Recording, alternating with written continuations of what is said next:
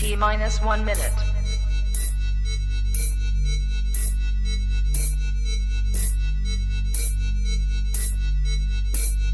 T minus 50 seconds.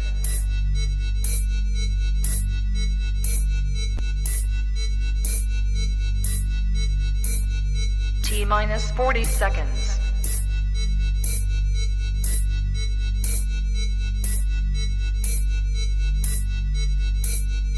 T minus 30 seconds.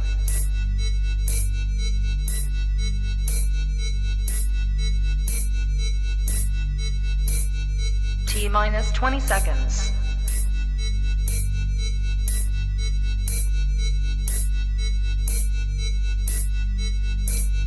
Ten, 9, 8, 7, 6, 5, 4, 3, 2, 1, 0.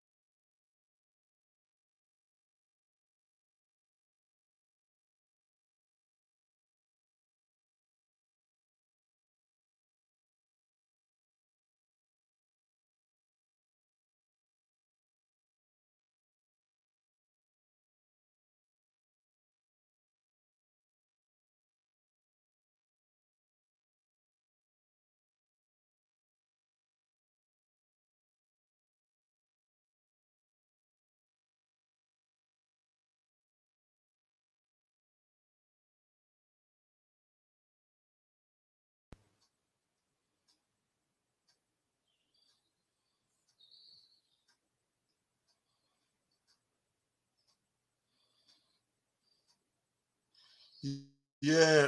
What's going on here?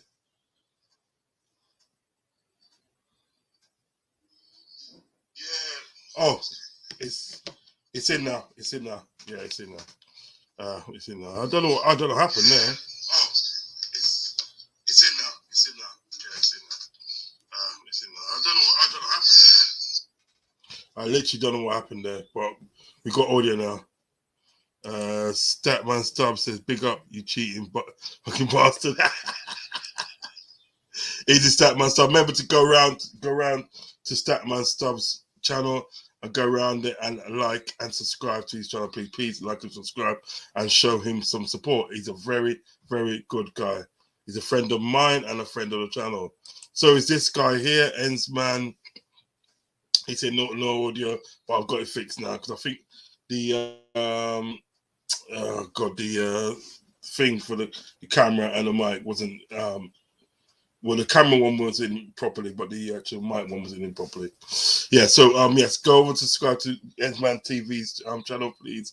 Please go over there and like and subscribe to his channel, and also go over there and like and subscribe to the Day After podcast as well. That's his other channel. That's his sister channel still. So yeah, man, go and show some support over there.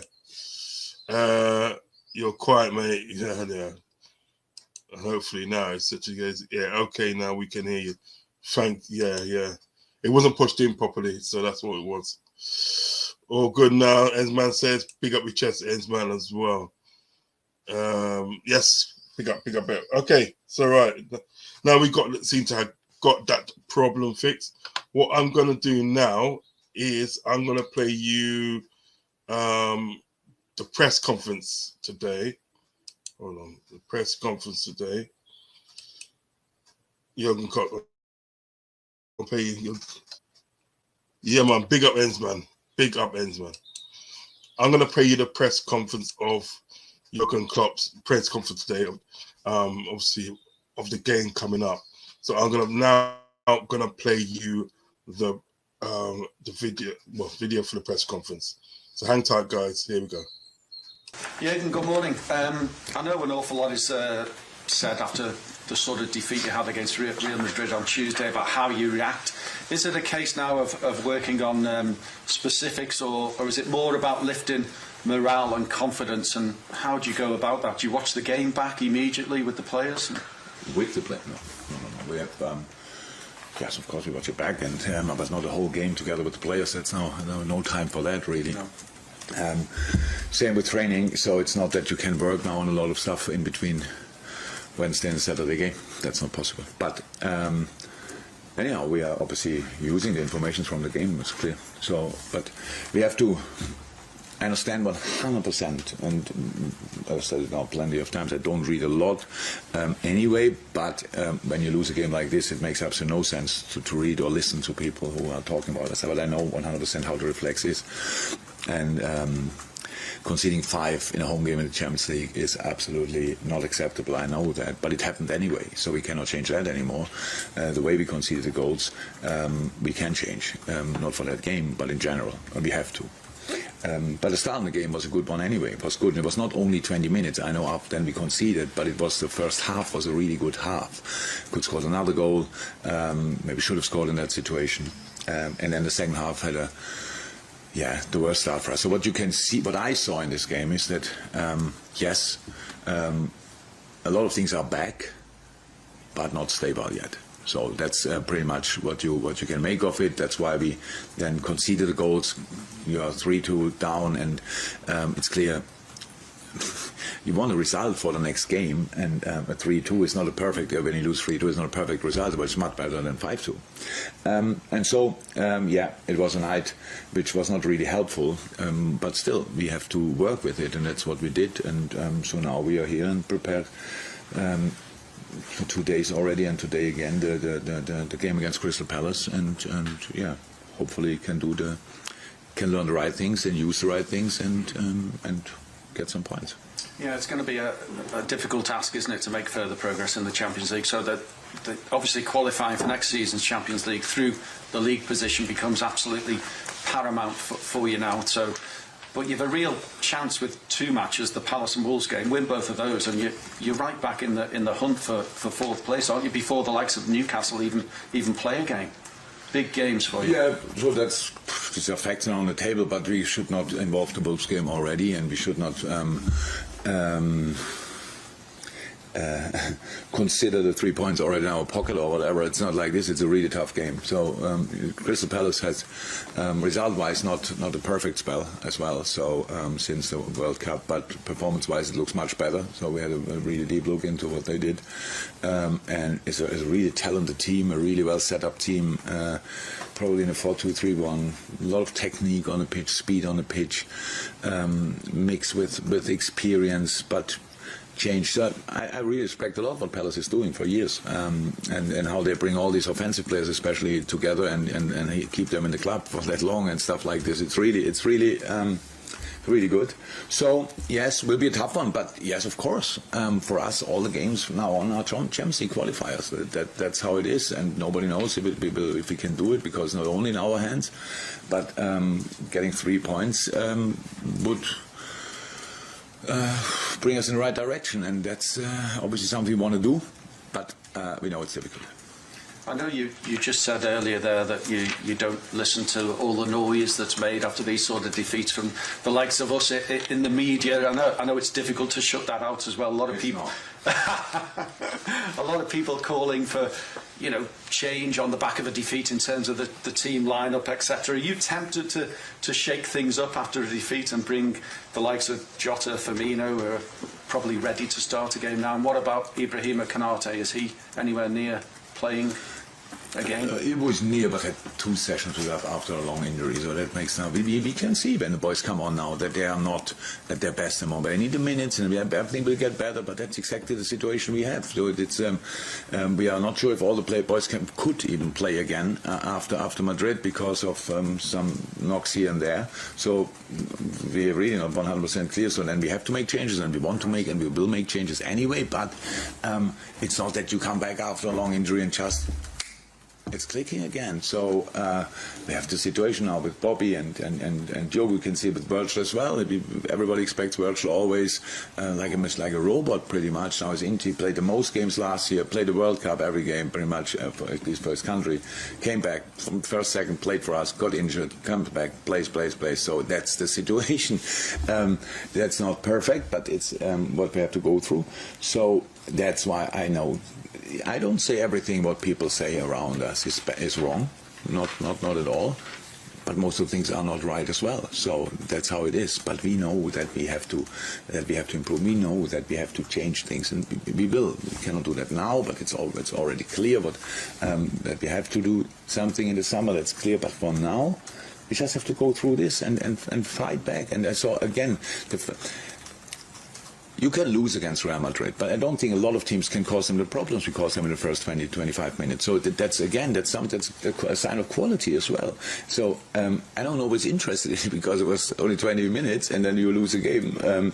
But it's still very important for us that I could see that. That's why I was not in a overly bad mood afterwards, because yes, if you make the mistakes we made, then it's really difficult or impossible to get anything about it. But there was some good stuff which I didn't see for a long time, and I was really happy about that. And so now let's try to keep that in our patterns and in our game, and then we will see. Virgil did say he's not a robot, by the way. No, he is not. You did after the game, yeah. Okay, yeah, because it's. I didn't read that or listen to him, but it's true. He is not. I knew that before, by the way. Morning, Julian. I think it's 7 points off the top 4, but with games in hand. Is that now the absolute main target, the main focus for the rest of this campaign? Would you have any other? Or answer later? Yes. European football. So okay, when it's Liverpool and we play all the time Champions League, nobody will ask me, you can make the Conference League or the European League, stuff like this. European football, yes, and Champions League. We said it 500 million times, and rightly so. For the club, it's incredibly important that we qualify for it. We are all, I'm not sure, but some people are for sure a bit spoiled because that was in a very difficult league. We did it quite early in the last few years, but we were always qualified for the Champions League, apart from 2 years ago, I think. And so this year it will be a later decision, definitely, if we can do it. But we need points for that. We don't have to talk about it. The only way to get there is to gain more, to win more points than our opponents, because at the moment they all have more points than us, most of them. And so we have to make sure that we really keep going. Yes, and that's why we all have to make sure that this highlight game against Real Madrid, everybody was positive, winning 2 games before, and now maybe in the right moment. Then 20 minutes, everybody thought, okay, yeah, it was the right moment, and it was the wrong moment after that. So we cannot always go like this through a season. We need to find some consistency in the way we play. It's not all emotions are very important, but it cannot be all about emotions. It's all about today I feel great, tomorrow I don't feel that well, and stuff like this. We have just to start believing 100% in ourselves again, and really bring our quality on the pitch. And that's now the thing for tomorrow. We have to be tomorrow an incredible, uncomfortable opponent to play for Crystal Palace. That's all. And we don't have to think too much about, if at all, about Champions League or whatever. It's about 3 points. That's our Champions League tomorrow and nothing else. Selhurst Park on a Saturday night will be a raucous place to go. You've got a very good record there. Do you enjoy going there? I can't say enjoy it. I like the. I heard now that we have a good record there, but if you would have asked me, I would have said, wow, incredible, difficult games, always really tough. Yes, great atmosphere.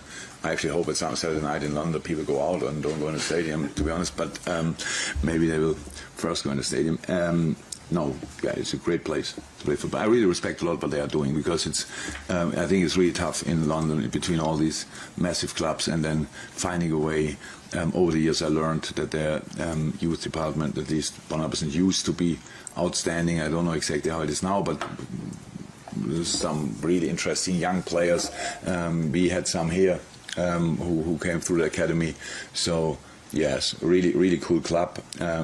In a really cool stadium. Yeah, I only remember super difficult games. Carlos? Hi, Jürgen. Your last 6 goals have come for you from 2 each.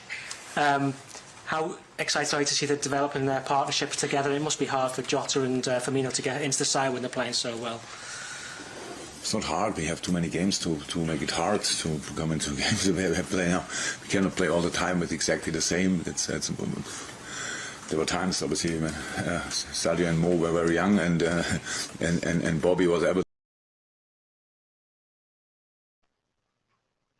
Bro, I saw that. I think that was it, actually. That was it. Yeah, that was it. Because you can only squeeze like 10 minutes on this platform. I had to switch device because it was just like my PC was buffing a bit. Do you know what I mean? It's like sticking, so I had to switch to device. Do you know what I mean? And also in order to obviously do the calling as well. So let's read out some of these. Also says we have to claim 3 points I think first of all at Selhurst Park.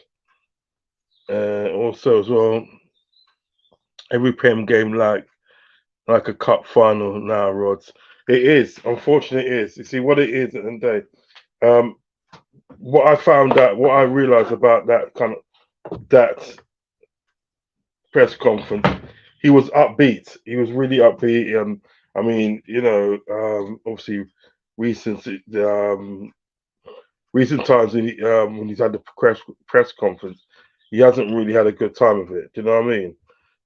He's just been a bit kind of like, either abrupt or he's been down. But he's, so one could have thought that this 5-2 drumming that we got the other day by Real Madrid, one could think, well, yeah, he was going to be like, he wasn't going to be upbeat about it. Do you know what I mean? But he was upbeat, and he was remaining positive, like say, look, if we make mistakes at the day in the game, this is what's going to happen. So he's kind of like, own up to the fact that like we did make mistakes.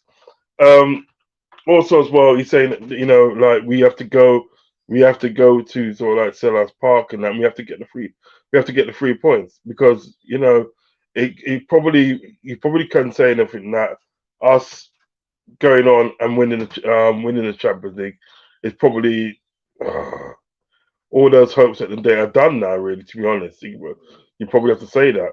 You know what I mean? Those hopes are done. But so really and truly, we're looking at the league now, to actually sort of like get Champions League qualification. Do you know what I mean? So there's a lot riding on certain games because we actually at the end of the day we got Crystal Palace obviously tomorrow evening, and then uh, next week Wednesday, yes it yeah, and Wednesday we have Wolves, and then Sunday is a big one with Man United. Uh, to stay in the hunt at the day for these, you know, for these for the top four, we need really and truly really need to win all three games. Starting from tomorrow, we need to beat um Crystal Palace at Selhurst Park. We need to beat Wolves. Do you know what I mean? And we need to beat Man United. Do you know what I mean? In order for us to get this top four. Do you know what I mean? Now, my argument is this at the end of the day, right? And it's a valid argument. My argument is this: say that we do get top four, and yes, Champions League is there. Do you know what I mean? That means that the FSG will have to spend. You know what I mean? Now, as Jamie said earlier on his show, which I can agree. I can agree with that. They will more likely spend this summer, but they'll spend, and that'll be it. That'll be it for a while. They won't spend again in January. They won't spend again in summer. Do you know what I mean? And sorry, in that following summer, even though we need it. So you know what I mean. So it's going to be one big massive spend now, and that's probably is supposed to last us for another 4 or 5 years. Do you know what I mean? You understand? Personally, I don't think at the end you can run a club like that. I don't think so. So if that's the case, and it's going to go like that, if it's going to go like that, do you know what I mean? Man said FSG must spend this summer, or we will be like Everton next season. Yes, facts. Redbird's in the building. Big up yourself, Redbird. Yeah, I'm good, boy. I'm good. How are you? Yeah. So, but you know what I mean. And to be honest, today spending like that and say, well, look, you know what I mean. This is what you got. It's what you got, and knowing that they're not going to spend for another 5 years, you cannot sustain a club like that. You can't sustain a club like that. So I think the best sort of like thing you can do is play savvy with them. And savvy with them, if you know at the end of the day, sort of like they're not going to they're going to spend once and not going to spend for another 3 or 4 years now, 4 years, maybe five. Probably the best thing to do really at the end of the day is to at the end of the day literally is to sort of like say, right, you know what, and then they right, we're gonna get the bag of people, make them spend beer money. I'm telling you, make them spend beer money. I'm gonna put I'm going to put the link in the chat. I'm gonna put the link in the chat now. I'll put the link in the chat. So if anybody wants to come in and talk about the game and the press conference, they can do so. Right, the link's in the chat, guys. The link's in the chat. Let's see, on the other topic, Roz, has you seen our new Nike home kit for next season? I've seen glimpse of it. I have literally seen glimpse of it. Literally seen glimpse of it. It's fine. Yeah, it is. It's fine. It is. I've literally seen glimpse of it, man. Literally, imagine that day they're right up the season already, though. Ozan, I will send you a pic on Twitter. Yeah, do that, bro. Do that. Yeah, if anybody wants to come in and stuff, do you know what I mean? Let me know. Just pass in and we'll have a chat. You know what I mean? But I just literally at the end of the day, sort of like he was talking positive about. Uh, he was talking positive about the team, and obviously, oh, he sent me a picture. Oh, yeah, none too shabby, my friend. None too shabby. Don't look too bad. It doesn't look too bad. Yeah, it doesn't look too bad. Thank you, mate, for sending that picture. Thank you for sending that picture, mate. I mean, Another one here. So. Yeah, it's not bad. It's all right. I like it. Imagine it's got leaked already there. Thank you, Ozan. Thank you very much. Thank you very much.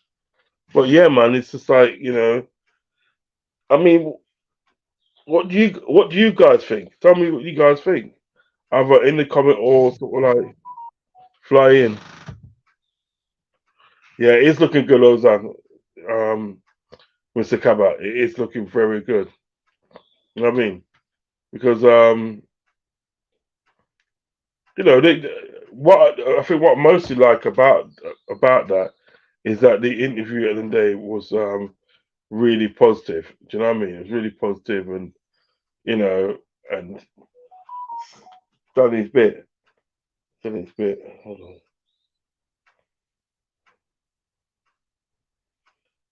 Really liked about it. He's positive at the end of the day, and he talked up the team. But you see what it is at the end of the day, right? I mean, I looked at that game the other day, and I think we was on the road to a hiding. To be honest, we was on a road to a hiding. Um, Yep, I like the new kit. Yeah, Redbird. It's all right still, It's all right, man. It's hope we got some good guys to fit in it. You're right, lad, ain't it? Right. It's also because we can stop to fit it. Hesman, what's going on? What's Hesman saying? Sorry, what was the question? Jumped, just back in. No, I'm just saying that they said they go. If you want to, guys, if anybody wants to come in now. The link's in the chat. You can jump in and we can chop up at the end of the day what you think about the game on Saturday. Do you know what I mean? So if you want to jump in, Ends, man, the link's in the chat and we can sort of like discuss the game on Saturday of like how we do it and how we win, how we get the 3 points, who we should put out really. Do you know what I mean? So if anybody wants to jump in, feel free to jump in. Yeah, man, big up. Chris Angel, what's going on, fam? Chris Angel. What's going on, Uncle? I'm here, family. I'm here, man. You know it is, big man. Yeah. You know it is. I saw Just taking life easy. I saw no one was coming on. I had to come and support, man. I saw it go, brother. Let me see if we can try and get this thing. Yeah, that's better. That's better. Yeah, man. So, what do you think of the game on Saturday? How do you think we win this game on Saturday, man? So I don't know if it's true, but apparently Zaha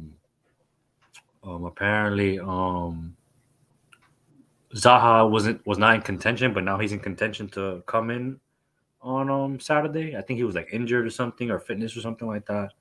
I think Mitchell, was another player that was not in contention, but now he's had a couple of training sessions.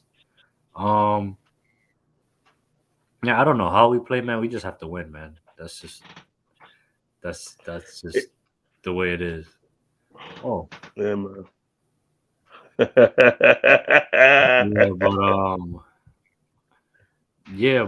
Yeah, we just have to win, man. I don't care how we do it, man. We just have to win.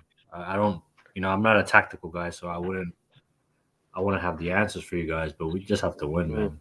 We just have to be hungry, and but what was concerning too, I think, was I don't know if it was today or yesterday. There was a press conference of Klopp pretty much saying that the front three needs changing or something like that, or like they can't start every game, so there's going to be like a switch up and stuff. And I'm worried about that because that would, in my view, that would mean that Jota and Firmino is going to start on Saturday because that's the only thing you can do in regards to swapping and changing. So yeah, I don't know, man. But you know something, so it's got cost you. You know something. I played this press conference earlier on, you know what I mean, and stuff. And what I did like in everything that he was upbeat. He was upbeat about the whole situation. Obviously, getting beat by Real Madrid 5-2, and all sorts. You know, what I mean? So he was upbeat. One of the things that I would say in relation to what you just said about sort of like changing up, I suppose he has to do that because at the end of the day, he can't obviously keep on playing sort of like Nunes and Gappo all the time because they will burn out. They will literally burn out. You know what I mean? Mm, What I do want to see, huh? go ahead, Uncle. Go ahead. What I do want to see at the end of the day is the same sort of thing for sort of like Salah. Is he going to change Salah? Do you know what I mean? Because you know at the end of the day, he's not really sort of like, he's not really on that to change Salah. Salah would play large portions of games that Liverpool's got. I'm talking about domestic cups, Champions League, and obviously in the league. You know what I mean? You Mm. know, it's gonna have Salah there. So if he's looking to change the front three up and everything, yeah, I hope it includes Salah as well. Do you know what I mean? But the thing is that, all right, so I agree and I disagree at the same time because I think in the last 3 games, I think um, Nunes and Gappo have been coming to light. Like they've been showing, they've been kicking form. Yeah, I think Nunes more than Gappo, but Gappo has been showing like signs he's been getting a little bit better and better. So to like take him away from Saturday, I don't know. mm, Um, but then again, with the whole Salah situation, who swaps with him? You have to change formation, in my opinion, if you take Salah off. You know what I mean? Because we don't really have a right-sided attacker. Yeah, Jota can do a job there, but he's not effective on the right-hand side like that. So, um, yeah, we will have to change formation, and I doubt we'll do that this late in the season. mm, Like at this point now, that's something we should have experimented earlier on in the season. You know, now it's yeah, too. yeah, Now it's a result game. Now it doesn't matter. Like I said, like we have to win. So, um, unless you start Harvey Elliott on the right, yeah. That's what I was thinking. you know, Ben Doak is back. Do you start Ben Doak? But he's too young. Yeah, Um, yeah, man. I don't know, man. Like the past I couple. think I think Harvey Elliott, man. I think Harvey Elliott. That's what I'm thinking, Harvey Elliott, because he plays better in obviously a Salah role than what he played in midfield. I mean, he come on the other night and he put him back. You're putting him into midfield, and he was just lost. He just looks lost in midfield. Whether you put him as a six, or whether you put him as an advancing eight, he just looks lost. Who? You know what I Elliott? mean? Yeah, in midfield, he looks lost. I think on right wide, I think he's like right wide. What obviously what Salah does. Do you know what I mean? I Yeah, think. I I think think. he's good. I think Elliott would do well if it's just that we don't have at this current we don't have the legs in midfield because Mm, defensively I think Elliott doesn't have it. Like he doesn't have the defensive awareness to understand the role. Like if let's say for example Trent moves up, Elliott has to cover that space. I don't think he has the defensive awareness to kind of cover positions. yeah, yeah, But if we had legs in midfield, I think it'll be different because Elliott will probably shine more because he wouldn't have to worry about the defensive responsibility that an eight has to have. You know what I mean? So, um, yeah, man, I don't know. And then, but that's the thing too. Like if we put Harvey on the right, Harvey doesn't have the pace to like beat a man. And I don't think his dribbling's okay, but it's not exceptional either. And then if yeah. Mitchell's playing, I think is that their left back. Like I rate Mitchell as a player. Like he's pretty good. So yeah, I don't know, man. The only thing like I'm not concerned, but I hope Nunes keeps his head this game because they're gonna try to wind him up. You know what I mean? So just be disciplined, man. We can't afford you to have a red card. You know what I mean? Just No. be disciplined and We're not, stuff. we're not, You know. we're not feeling that. We're not feeling that. You know? Let me see what Redbird saying. Redbird says, "Ends, I can't make your lives sometimes, but wanted to let you know that that want to let you supposed to say I know always watch what I've missed on replay. I like your shows are fire, man. It's fire. Yeah, man. Esman does some good shows, man. No doubt about that. Lucas says hi. Esman says, we have much appreciation, bro. I know most people watch it back once they get a chance. Thanks, man. Massive respect to you, bro. Big up. Mark A. Big up. Esman. Yeah, man. It's a big up and stuff. I just think sort of like, maybe changing the front three might be good. It keeps them fresh. It keeps them on their toes. Who would you start in the front three, Uncle? Who would you start in the front three? Fuck.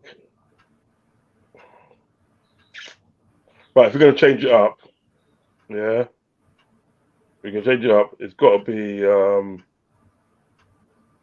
Jota, Firmino, and Elliot. Jota, Firmino, and Elliot.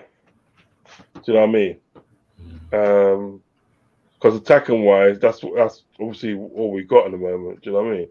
I don't know why he doesn't bring out one of them strikers from the academy, man. What's that guy? The Polish guy. I can't remember his name now. Musiala? Not Musiala. No, that's Mussolowski. Yeah, him. Mussolowski, yeah. I don't know why you don't bring him out, give him a run out. Do you know what I mean? At least have him on a bench. You know what I mean? And if you're sort of like, if it's 1-1 or something like that, and you know what I mean, you're searching for a goal, bring him on because it's something different. They don't know how to play him because they never played him before. Do you know what I mean? The thing is about the thing is this, right? There's no point in having these talents and these good talents in your academy if you're not going to use them. There's no point. That's why a lot of these talents in the academy want to go elsewhere because they're thinking, what's the chance of me getting a game? Do you know what I mean? They perform and they show their worth week in and week out and everything like that, and then obviously they're never on sort of like the manager's mind. So then they have to make a decision in regards to their career, to prolong their career and say, right, I need to go elsewhere to play football. I need to go elsewhere, and then I'm going to get more games. So I don't see why he doesn't play sort of like Ozilowski. You know what I mean? Let's see what we got here. Oh, Mark. Yes, Mark A. Yeah, yes, big Mark. up, guys. Can you hear me? How you doing, bro? Yeah, all good, man. Bless. Obviously, how's your day been? Yeah, it's been good. It's been good. We spoke after the Merseyside derby, and Chris asked me about next few games. What are your expectations? And I said, come on, you have to win. So we got the win against Newcastle. Really and truly got outplayed against 10 man. And then you get to Real Madrid, and Chris asked me, are you including Real Madrid in that? And I said, yeah. Mm-hmm. And we lose 5-2, so it's carnage, man. It's carnage. Mark, let me ask you a question here. Let's track back. Let's track back at the day, right? To the Real Madrid game. Let's track back to the Real Madrid game. Yeah. What do you think went wrong for us? Look, we was 2-0 up and we was flying. What do you think went wrong for us that we ended up 5-2, losing 5-2 at our own ground? What do you think went wrong for us? I think when we went 2-0 up, you've got to drop the back line and just sit deep and cut and pick your moments. But I think we're in that position where I don't think we expected to be 2-0 up. Because obviously they gifted us the second goal, and then the team and I think the coaching staff kind of thought, yeah, let's just keep going at it. So we did have a few chances, didn't take that, but you've got to be smarter. You've got to be smart against Real Madrid. So I would have sat back, pick your moments. You've got pace in behind in Salah, Nunez. So we should have sat deeper, low block, and then just pick your moments. But I think we're just too attacking, really. Do you think at the day that the formation that we set up, do you think at the day that played into Real Madrid's hands? I think it did. And the space that Trent leaves, he vacates that space. They're always going to attack us down that right-hand side. Gomez struggled. But listen, Ancelotti against Klopp, he just kind of treats him like a little boy. Do you know what I mean? So Ancelotti's clear of him tactically, and Klopp has struggled previously, and he'll always struggle against Ancelotti and a lot of other But managers right now. but something. If I go back to previous managers, that's what I liked about sort of like was it Rafa Benitez in the day, right? Yeah, Because you always give Ancelotti a hard time when you played him. When you tactical played now. Ancelotti, you know what I mean? And what it was at the day, right? Tactically, and then they sort of like Benitez knew what to do. Like, because they were saying that people were saying, look, Benitez is the manager of Liverpool, right? I'm playing Yeah, that game. We go 2-0 up. Benitez is locking up shop. shut He's up shop. literally locking Yeah, up shop. He's yeah, shot. Even if we conceded one goal, yeah, and it was 2-1, yeah, that would have been more emphasis to lock up shop. He would have locked that shot up. You know what I mean? I'm telling you something today, right? Most that Real Madrid could have hoped for if he's playing a Benitez team, right? The most they could have hoped for was a point coming away yeah, from Anfield with a point. Do you understand what I'm saying? Now, I just think at the day, sort of like with Jurgen Klopp, sometimes he plays too expansive. Sometimes, you know what I mean? And he plays, you know what I mean? I don't think at the end of the day. I've said this a few times. I don't think at the day he's got the players to play the 4-3-3 anymore. He hasn't got those players anymore. Do you know what I mean? So yeah, I have to ask myself, why would you persist in playing a formation that you clearly haven't got the clientele to play that formation? Do you understand what I'm getting at? Do you know what I mean? yeah, yeah. And to me, he played right. He played right. He played right into their hands. They just picked us off. Yeah. Even something radical, like even just bring on an extra defender going through at the back. Just show me Yeah, something different, Show me that you can actually adapt to you can show some in-game management. So I don't know. With Klopp, he's very stubborn, stuck in his ways, and it's kind of his way or no way really. So it's a tough I'll ask you, situation. I'm going to ask you a further question as well. Further question I'm going to ask you. Do you know what I mean? There's a rumor come out this week about Yeah. Klopp and FSG. There's a rumor come out that Klopp's job is not safe. Do you know what Oh I mean? really? Yeah. They come out this week, and it's come another story come out today as well. And What's my come out? football app. He said today. He said that they like what's it? They've been They're actually looking for the Klopp replacement, and they're looking at Luis Enrique. I heard. You know what I I read mean? that. I read that today. Oh Yeah, wow. It was from that was that. 90 Minutes. I think it's from the article. Yeah, that's the one. Yeah. That's the one. And there's that. So there's two stories come out that Klopp's job is not safe. You know what I mean? All right. Ideally, at the end of the day, right? Yeah. If Klopp goes, and then because you know what isn't there, right? We can moan all we want about the fact that in the day Klopp's not getting backed in the day, yeah. But football is a results game. It is a Yeah. results game.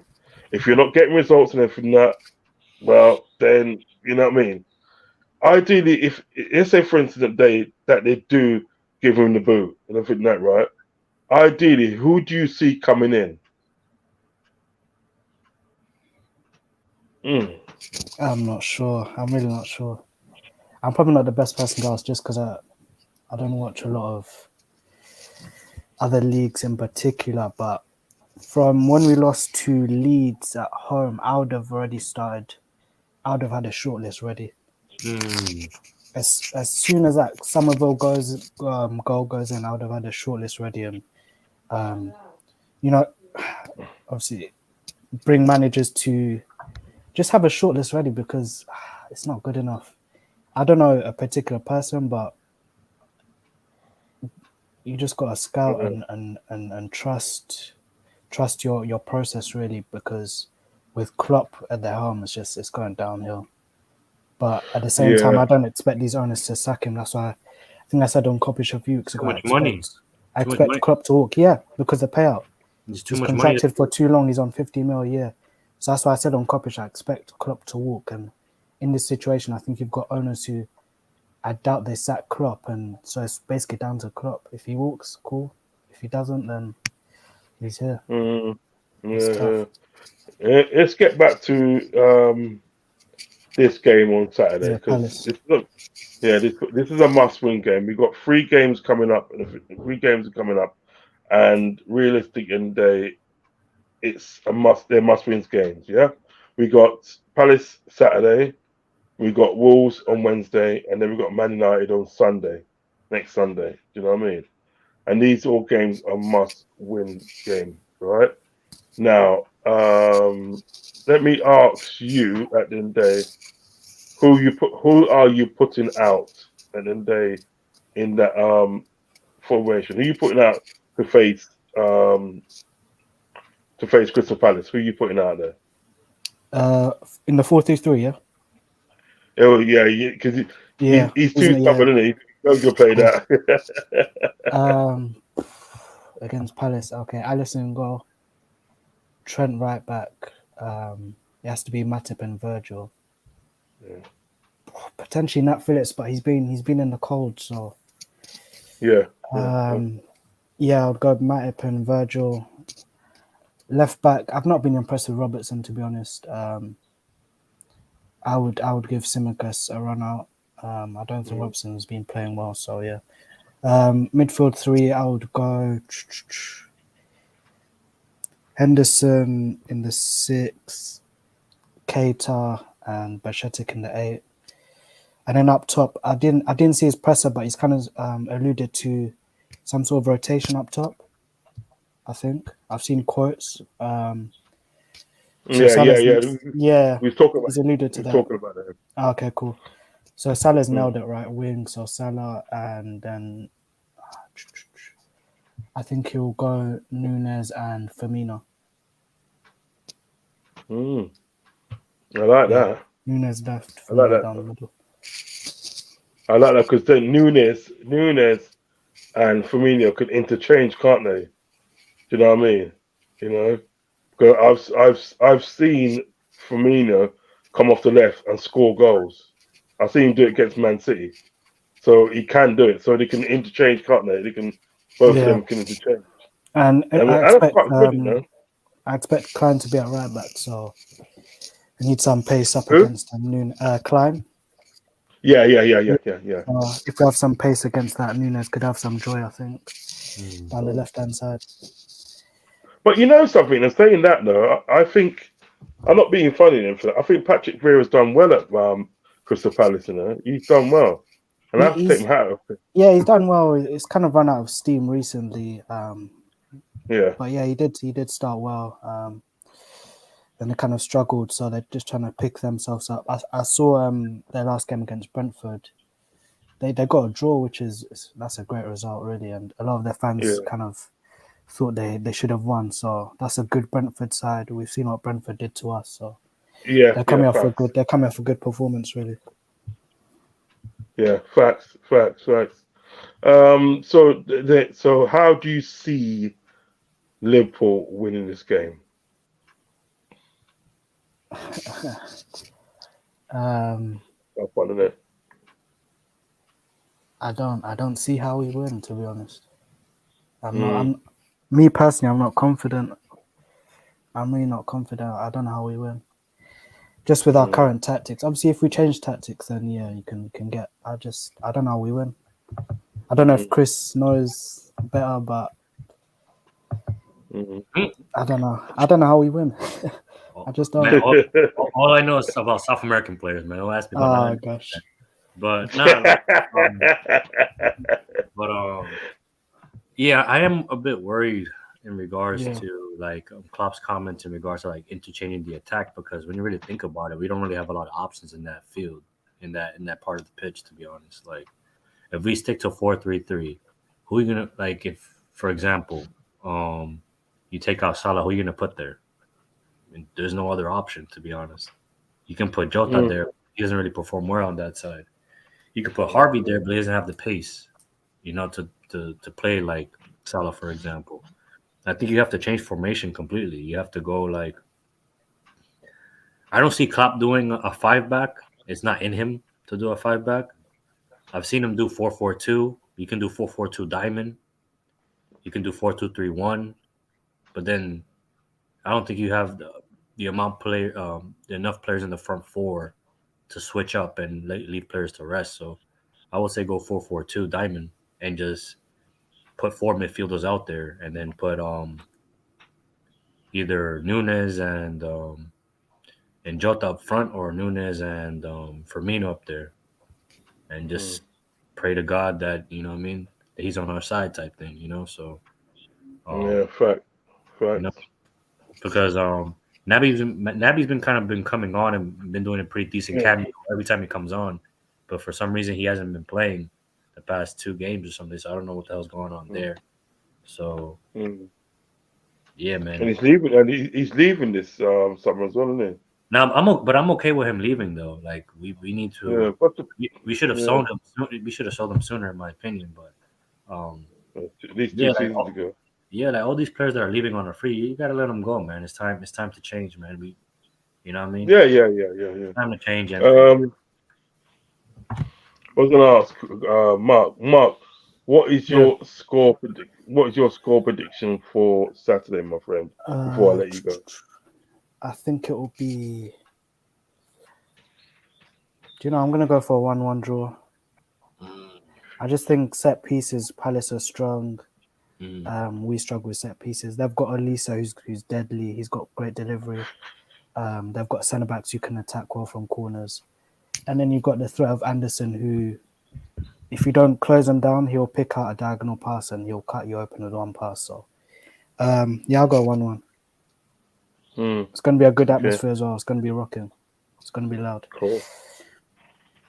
Cool. Thank you very much, Mark. Thank you very much for gracing my channel again. You have a great week, and I've got plenty of other good shows coming up. So hit the notification button, my friend, and share the content, my friend. Always here, man. Great channel. Thank you very much, sir. Appreciate you, bro. Appreciate you. Love Chris as well. Yo, love, brother, love. Yeah, got a lot of time for Mark, man. Got a lot of time for that dude, man. Young Jenner. He made some good points. I mean, he can't really call Saturday in the way of like how we actually sort of like, you know what I mean, get the result. You can't really call it because they've got some threatening players and that you know that Eze, he's quality at free kicks in the day, right? He's quality. I've seen bang a free kick against Man United when it was 1-0 down, and he got one chance of a set piece and he packed it top bin. Honestly, the only way we win this game is we overload the midfield. We have to keep possession. I think that's the only way. Like you have to do like, it sucks because it's like an old school formation. You will have to do like a 4-4-2 and like change it up to like a diamond in midfield and just overload and just make sure we keep possession, and you will have to. It sucks, but you will have to start all the midfields we have available: Fabinho, Basetic, Henderson, and Naby. Yeah, and just overload the midfield and try to like, I don't know, man. It just sucks, but I think the game will end like 3-2, like something crazy. I don't know, but I think it's gonna end like 3-2. I don't know if it's for 3-2 Crystal Palace or 3-2 Liverpool. I think it's just gonna be chaos that day on Saturday. Yeah, that's what I'm saying. To me, at the end of the day, it's sort of like Klopp needs to take some chances now. He needs to start switching up, start setting up his team at the end of the day. So like they're unpredictable and hard to beat. Literally hard to beat. That's how he needs to be setting his team. And I just don't see him doing that more time. He's just like You mean like going 5 in the back like that? Like not even that. He can even do a 4-2-3-1. It's worked in the past. Do you know what I mean? And it was never broke. I don't know why he sort of reverted back to the sort of like the 4-3-3, because you got the 4-2. Who would you put on the base? The 2. What, in midfield? Yeah, who would you put? You can literally have like Naby and Fabinho, because I think at the end of the day, now Fabinho plays better in a 4-2-3-1 than what he does in a 4-3-3. You know what I mean? You know, I just think he plays much more better. And you got Naby, and you got sort of like Fabinho, which Naby at the end of the day is a defensive-minded player. He's a defensive-minded player, so he's going to do his defense work plus do the playmaking work. Or you can even have like Fabinho and Henderson playing the double pivot. Do you know what I mean? Thiago and Fabinho double pivot, or Bajcetic and Thiago. There's so much variations you can have in that. Do you know what I mean?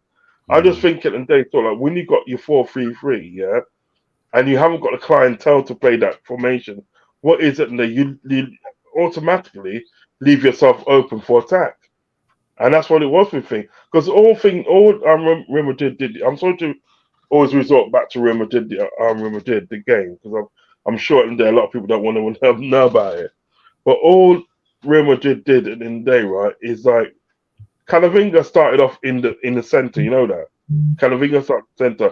You have Valverde on one side, you have Modric on the other side. All they did, and I think that right, is Modric coming to the center, and Camavinga went out onto the left.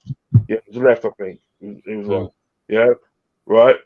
And what that done, and if it allowed and they to Modric to get on the ball, to see more of the ball and for that, so he can start picking his passes and doing this and doing that. Do you know what I mean?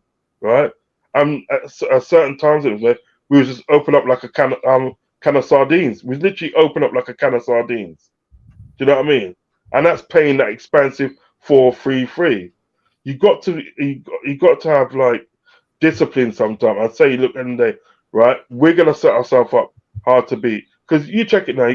He should have thought to himself, said, look, here what happened. Yeah, you see Real Madrid and they right, we can't match them pound for pound. Pound for pound, we cannot match them. Yeah, so there's no point in setting up your team to match them pound for pound, because it's not going to happen. You know what I mean? Yeah. So what we should do, in fact, we should be playing a way and day that we're hard to beat.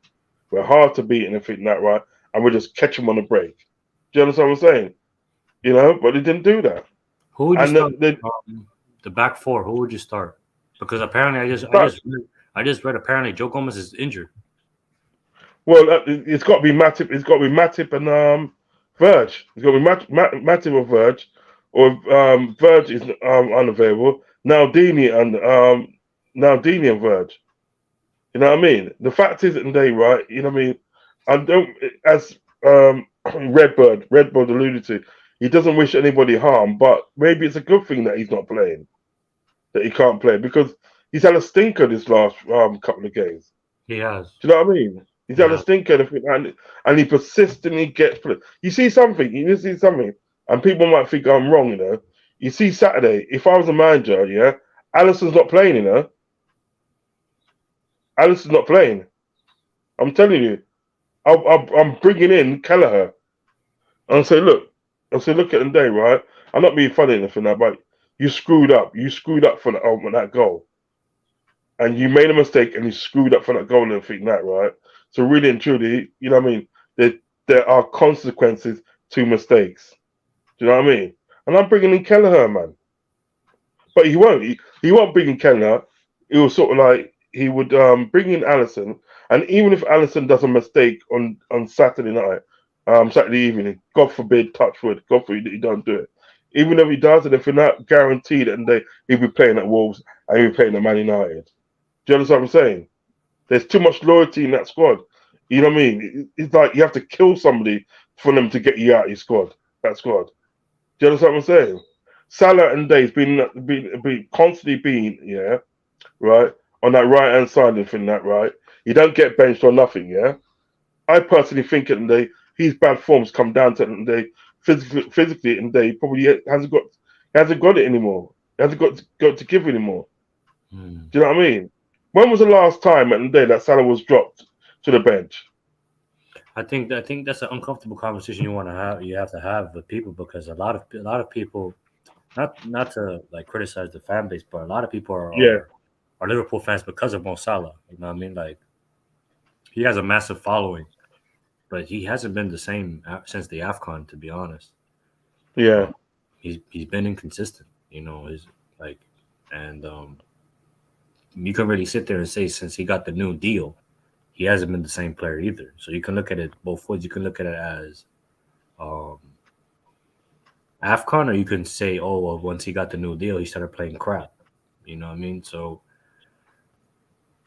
and yes, we can sit there and criticize the season and say, oh well, he's playing in a different position or he's being asked to do something different. But if you're a world class player like we deemed him to be, and he's the elite, then you should be able to adapt.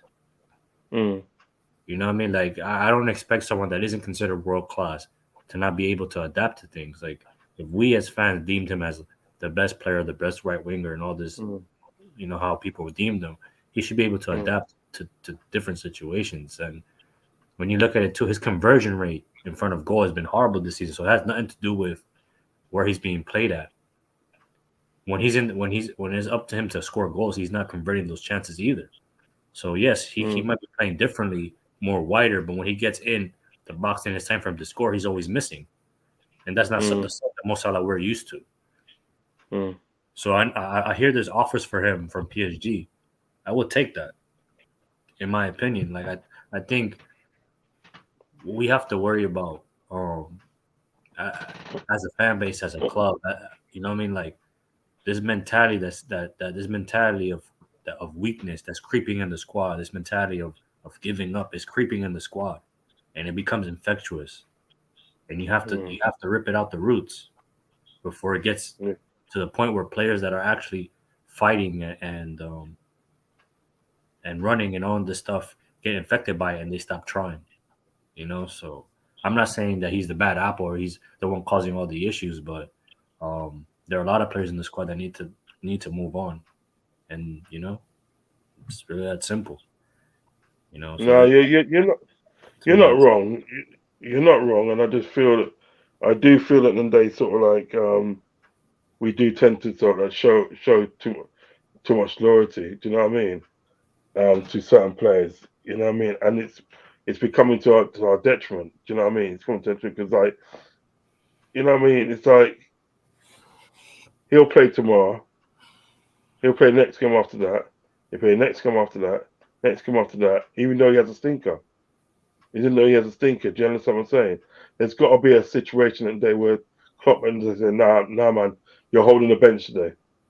You're holding the bench today. I'm gonna put this young lad at Harvey Elliott in your place. You know what I mean? He's got nothing. The thing is that today, Salah's got nothing to fight for. You know what I mean? He's not. He certainly ain't got his position to fight for because he knows that today, no matter what I do, I'm going to be playing in the next game. My name's going to be out on the team sheet next game. I'm going to start. That's what I'm saying. People ignore the mental side of the game, like knowing that you're the best, right, or you're not going to be untouched, affects you. You know what I mean? That's mental side of the game is very big. So yeah, man. I don't know. It just. I know it's a bit of a sort of like it's a bit of a funny situation, but we just have to roll with it. I mean, to be honest, today in his press conference today, you know what I mean. One thing I did like about his press conference, he was upbeat about certain things, and he didn't allow his head to drop after the drumming we got the other day. He was upbeat, and he recognised it, and they would look, and then we need to win these games. All these games we need to win. Do you know what I mean? But I say, saying that, we have to win the games. You should also know that you need to be trying something different. You know what I mean? You cannot be playing the same formation all the time. You know what I mean? Because people work you out. I don't care what anybody says. Pep Linder's putting those tactics in his book, and you know what I mean, intensity and this and that, right? The opposition are reading that book, and they're picking sense out of nonsense, and learning how to beat us. Do you know what I mean? That's the sort of book, and they're not being funny here. I mean, I know we're going off sort of like track a bit, but that's the sort of thing you do at the when you retire from football. When you retire from football and things like that, and you say, well, yeah, you know what? This is the tactics at the day that help me help the team win FA Cup or Champions League or this and that. You don't do that now. You don't go on a book tour and then they mid-season and thing. You just don't do that. I just don't see the sense of it. But that's Yeah, just that. yeah. That Tomorrow, to me, that's yeah, like just to touch on that real quick. It just doesn't make sense to me. I completely agree with what you're saying. yeah, Like, Klopp isn't known for being this tactical genius. He's a man manager and he's good with he's a motivator. Like he's good at that, and we can't sit there and deny that. mm, But your number two needs to be if that's who you are as a person, or that's how you are as a coach. Your number two has to be strong tactically. You know what I mean? So that might be the issue. Now, I've been saying it recently. We need to kind of bring another sportsman in his coaching staff. We need someone with different mm, ideas. Because I don't think yeah, we all sit here and want Pep Lindis out, but that's not gonna happen. Like Klopp's not gonna let him go. Klopp is enabling mm, him. So Klopp is okay with how things are. You know what I mean? mm, There's no way any grown sane man cannot see the issues and mm, persist on doing the same thing. That means in yeah. his mind he thinks everything's okay. Mm. You know what I mean? And So that's what I say. So yeah. I agree, I totally agree with you, Chris, because me and Kieran, we know our brother Kieran was chatting yesterday. He was talking to the early hours morning. I mean, he's talking about like Liverpool, all things to do with Liverpool and stuff. And I mean, I raised a great point. I raised a good point with him in regards to the Klopp, and we both agreed that listen, at the end of the day, right? If at the end of the day, right? If at the end of the day, sort of like Klopp only got a certain amount of money this summer to spend, he only got a certain amount of money to spend. How much? I mean, How no, much? I don't know. They say it and they only got 150 million. Yeah, Okay. 150 million. Right now, he knows that that's not enough. Yeah, for him to do what he wants to do. Right. My argument isn't that right. You cannot then complain in a roundabout way, complain about sort of like not being able to get this and not being to do that. You know what I mean? Or then coming out and telling us that we've got no more money left, and so we can't buy anybody else and stuff. Right? My argument wasn't yeah. This is not his first rodeo at the end of the day with sort of like FSG. He's been with FSG for like 7 years now. He's been with them. He knows how they sort of like how they do things. He knows how to do things. Yeah. Shouldn't you? Don't you think at the end of the day by now and the day, young cop should be more savvy than what he is? You know what I mean? I don't think he's savvy enough. You know what I mean? Because he goes for these players and everything that of like, that's gonna cost sort of like 80 million or whatever. He will go for that player, and those are the players that he wants, yeah. That's the player he wants, yeah. But he knows at the end of the day, sort of like FSG in the end of the day, right? If they sanction that 80 million player, yeah, that's all they're getting in that transfer window. And to be honest, at the end of the day, right, you could have took that £80 and I think that right, 80 million, yeah, and probably get two players if you know what you're looking for. Do you understand what I'm saying? It's like when you go. I was just about to say exactly what you just said, but you can keep on going, Uncle. Yeah, yeah. It's like when you go shopping and I think that, right? When you go shopping with your wife, Chris, yeah, right? Food shopping and this and that. You're always looking for the bargains in the produce, in the groceries and whatever. You're always looking for the bargains. You know what I mean? I'm very bougie and stuff, so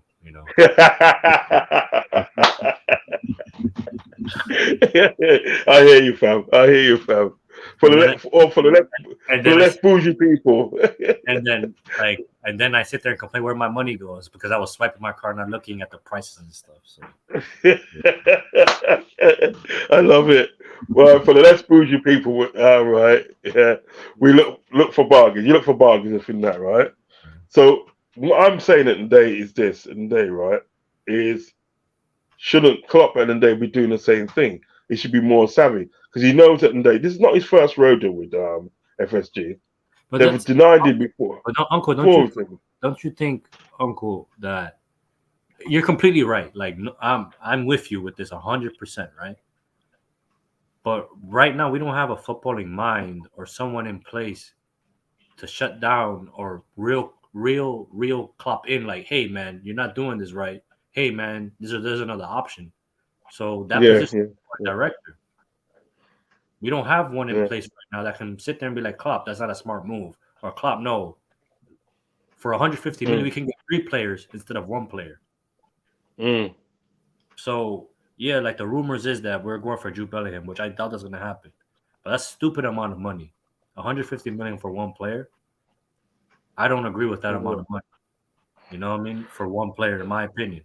Now, am I saying that Jude Bellingham would improve us or he's not talented? No. It's just if you know football, right? And if you watch other leagues other than the Premier League or Germany, there's players out there you can get 3 for 150 million. You know what I mean? And you're pretty much your midfield situation is technically solved. You know what I mean? And then if you want to raise funds, then you have to sell the players in your squad. You have to. Yeah. You have to, like, and then like I said, there's an offer being mentioned about Salah being like 70 or 80 million. I'll take that any day of the week. Yeah. I would before it's too late. I would before it's too late, man. Yeah, I'm good, Luca. Big up, Luca. Sorry, but the thing, you see, that's what I'm trying to say. It's like I'm expecting Klopp now at the end of the day in a transfer window now, and to be savvy, because apparently, what's going to happen now in the summer and the day? Apparently, at the day, FSG are supposed to be spending loads of money in summer. Believe that when I see it. Yeah. But that's every summer though. That's what they say every summer. Yeah. That's what I say. That's what I'm down to believe. I believe that when I see it. When I see it, then yeah, you know what I mean. Yeah. But yes, say at the end of the day they do spend money this summer. Yeah. Spend heaps of money this summer. Yes, they do. I guarantee you, my friend, and everything that right, that'll be it for another 3 or 4, maybe 5 years. They won't buy again. Do you know what I mean? You understand what I'm saying? So what Klopp's got to do this summer? If it all depends on a couple of 2 things. Number one, if Klopp's here, if Klopp is here in summer, that's what I keep telling people. And that you got to think about: is Klopp going to be here in summer? That's the one thing you got to think about, yeah, right. And number 2, and I think that right, yeah, is actually FSG going to give him money to buy these players. And also as well, and day, right, is what you do with that money. You know what I mean? Because I had a friend years ago, a little analogy. I had a friend years ago, and I think that, and he always used to dress nice. You know what I mean? We're talking about over 30 years ago, right? When I was a kid, and this guy always used to dress nice and jewelry and latest suits and this and that, right? And he was an electrician, yeah. And he used to at that time, and I think that right, he used to get paid £300 a week at that time. We're talking about 35 years ago. 35 years ago. So that was good, really good money that time. Yeah. And he told me how much he got paid. He goes, yeah, 300 quid a week. And he goes, I was about 15 or 16 that time. I was like, wow. Do you know what I mean? That's good money. You know what I mean? Because it was at that time. And he goes, listen, it's not what you get, it's what you do with it. You know what I mean? And he goes like, you can have guys at the day, right? Yeah, that earn less than what I do, yeah, but look and have better than what I've got. Do you understand what I'm saying? So it's not how much you got. It's what you do with the money you get in. Do you know what I mean? We have to be smart. We have to be smart because at the end of the day, like, yeah, I know people are going to say, oh, we're Liverpool, so we need to attract the big names. Man, I don't care, man. I don't care if you're worth 1 million or 10 million or 60 million. If you come in and you do your job, I don't give a shit, to be honest. Like, we have to be a lot smarter in regards to who we buy and how much we're spending, man. Yeah, we have to be. It's really that's what I'm trying to. That's what I'm trying to say. You have to be more savvy. You have to be more savvy, Chris. You have to, because the things about the thing that what gets me, it's not your first rodeo So you cannot come out a moment and day that you ain't got enough money to buy this, you ain't got enough money to buy that, because you know what the thing is. You know what the thing is.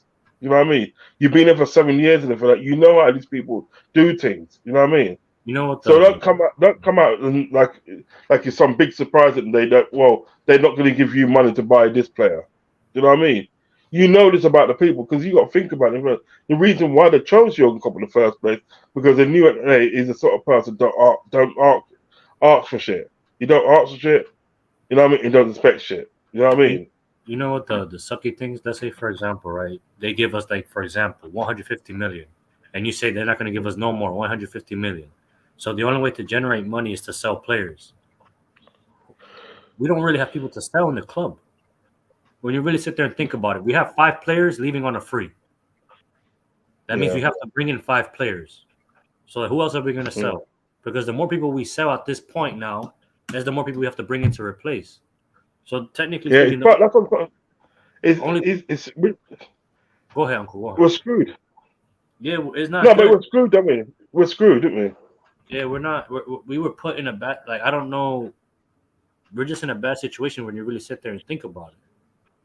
Because like the only player of value that we can get money for, technically speaking, is Salah, and they're quoting 60, 70 million, where a year, 2 years ago would have been like easily over 100 million. You know, so you could sell Fabinho. You could probably get what, maybe 30 million, maybe. But I don't know what idiot will give you 30 million for him. You know what I mean? Who else do you have? Simicast, you can maybe get 20 million for Simicast. Maybe. I know Juventus wanted him, but Juventus are in a whole crisis financially. Who else do we have? Yeah. At Phillips, you can get like 10 million for him. Joe Gomez, you can maybe get 20 million. 30 million is kind of pushing. Kelleher, you're all right. We could push for 30 million for Kelleher, but I doubt it. You probably get 20 million for him. You probably get the same price Martinez went for to Aston Villa from Arsenal. So, but then all these players leave, and you recuperate all that money. Well, you have to put it back to the squad. Exactly. We're not exactly. So we might not. FG might. But that's the thing, though. If the rumor is right, we're getting Bellingham. That's 150 million. I don't see FSG giving you another 100 or 150 for other side. That's a lot of money. That's uncharacteristic of them. If they do, then all right, that's great, right? That's amazing. I'm not gonna sit here and complain, but they haven't shown that. So that's why I see why fans are upset. I understand why fans are annoyed. I understand why fans are concerned because we haven't seen them let you give you a war chest in a way without selling players. Yeah. We do need to sell players. I mean, we have to let go of players, but it's very tricky right now when you have 5 players leaving on a free, and you have to replace them. And I don't know what the war chest is for the summer. And then you got to also think about it. The homegrown quota, Uncle. 5 players: Adrian, Milner. Is he going? Yeah, Adrian is on a free this summer coming out. We got Milner is on a free. Firmino's on a free. Naby's on a free, and then someone else. Oxlade-Chamberlain. Ox. That's 5. Yeah. And then 2 players are homegrown. So now, we can sit there and we can sit there and say we want Kone and we want all these foreign players. But if you don't replace these 2 players, you know what I mean? Like we need homegrown players. So who are the homegrown players we're bringing in? And this is where the Mason Mount thing is coming up, because one, people might not rate him, but he's homegrown and he fills that quota. Yeah. But for me, I like I told you last stream, Uncle, James Ward-Prowse for me is the guy for me. He's gonna be cheap. If they get relegated, James Ward-Prowse is the guy. He's a nice little utility you can get for cheap. You know what I mean? I can entertain that, you know. I can entertain that. I certainly can entertain that. To me, good squad player. He'd be good squad player. James Ward-Prowse, like I think he'll be good. And then when you think about it too, in regards to how we play or how teams set up against us in the low block, a free kick changed the game. A goal from him, a free kick changes the game now. You know what I mean? So they can't sit back anymore. They have to come and attack now. So that opens. Exactly. I mean, now we can play our game. You know. Exactly. So James Ward-Prowse, if they get rid of it, you could probably get him for like 10 million or something like that. 15 million. And that's a homegrown quota that you fill up. You know who I like. Yeah. I know people don't like him and stuff like that. Jacob Ramsey from Villa. He would do a job, but he'll be more expensive. EK. You know what I mean? He's more expensive. I'd rather get the other guy. You know. From who? Ollie Watkins. I don't like Watkins and stuff. I like, who I like? Ivan Toney, man. That's my guy right there, man. Even though, yeah. He's bad. That's my guy right there, man. And he's a Liverpool fan as well, but he's going to be expensive as well. But if we're letting go, if we let go of Firmino, and then, like I said, suggested, I know people don't like the idea, but if we sell Jota because of his injury situation, it depends. Like I said, if he picks up another injury throughout the ending of the season, then he needs to let go. For my opinion, then you bring in an Ivan Toney. Because I think when you really sit there and think about it, you have to have cover for each position, right? So right now on the left-hand side, you have Gakpo and you have Diaz, right? In the middle, if you let people go, you have Nunes, and then let's say you bring Ivan Toney. And in the right, if you let go of, for example, if you let go of Mo Salah, who are we bringing in? For me, I like Chiesa. He's younger. I was worried about his ACL injury, but he's been performing very well. I like Chiesa. He's nice. Chiesa's nice. No, you know what I want. You know what I get for that. But he's expensive. But that's nice too. Oh, that's nice too, Marque. We can bring him too. But then if we bring him in, if we bring him in from Crystal Palace, we have to bring understudy in, because I'm tired of this Mo Salah only like not having cover. So if we bring the guy from Crystal Palace in, we have to bring in an understudy, so that, let's say for example 4 years time or something, he loses his legs. We have someone already in the background ready to take Yeah. We have to stop being reactive and be proactive. Yeah. You know what it is though. I'll tell you who. Is he the Japanese guy everyone's talking about? Is he the Japanese guy everyone's talking about? Yeah. He's wicked. He's bad. He's a bad dude. But the guy, I'll tell you the guy that I will get is that guy, Odemene from Dortmund. I'll get the Odemene from Dortmund to for that right hand side for Salah. He's gonna be expensive though. He's gonna be expensive because he just joined, man. He's not leaving. They're not selling him after a year later, especially if they're gonna lose Jude Bellingham this summer. They're not selling him. Yeah, no. Wishful thinking though, isn't it? Yeah, it's good to dream. It's good to dream. But yeah, man. But yeah, I would bring in Chiesa. I like Chiesa, and I will bring in like a South American talent for cheap on the right wing, and you just have him grow up. Have him, the boy. Yeah, man, he's good. I'm not gonna deny that, but we can go a cheaper option. I think. Who you think is more expensive? Who you think is more expensive? Chiesa or the guy from Crystal Palace? Who's gonna be more expensive? Chiesa, isn't it? Chiesa can be more expensive, I reckon. I doubt it. I doubt this because I know Crystal Palace is a Premier League club. They're gonna try to get the most money out of him. Juventus is going through a financial crisis, so we might be able to get the same price, maybe. But I don't know. I don't know the financial side of the game, but I know Juventus has to sell. They're going through a financial crisis and stuff. What about that Argentinian brother that plays for Inter Milan, Lautaro Martinez? I don't like him. Why not? That's a bit strange. You love all these South American players, blood. No, I don't like him. They're a better South American striker because he's a striker. Yeah. So, like I said, man, I'm sold on Ivan Toney, man. That's the guy I want as a backup to. He's all right. Name me. All right. Quick one for Clark's your prediction. Yeah. He's name me. McAllister. Oh man. Alexis from Well, Brian. guys. If you don't know, they bought in his replacement because they believe that he's going to be sold in the summer. McAllister they Yeah, bought I think his replacement from damn, what team was it? Racing Club. They bought they bought him for like $6 million or something like that. McAllister's replacement. Yeah. Racing Santander.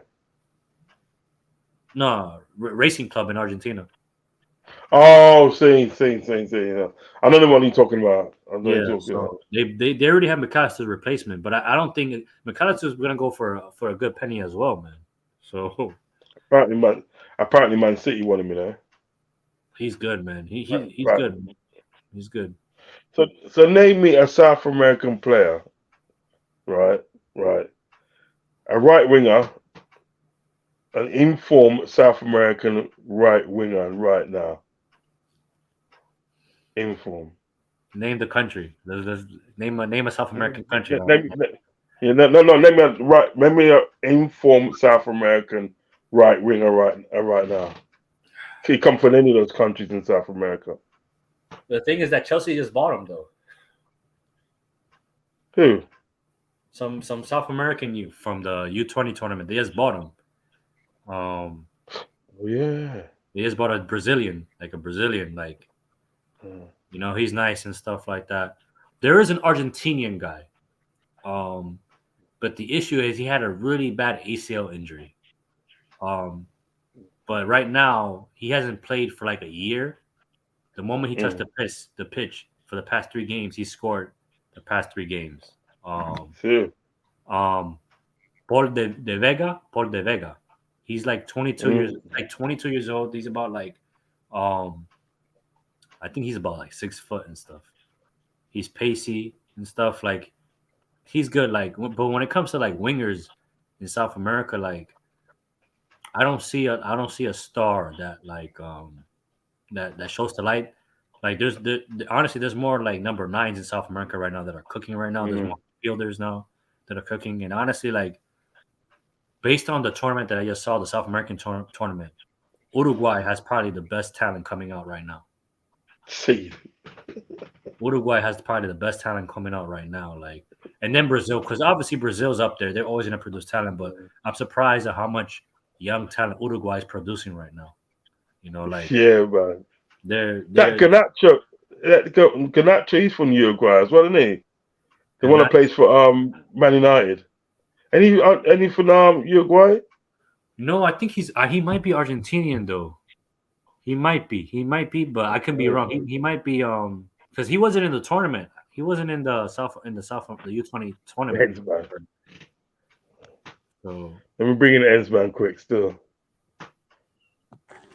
Yo. Ensman, what are you saying to me, man? Talk to me, cuz. It's a matter. So I'm just gonna quickly jump on.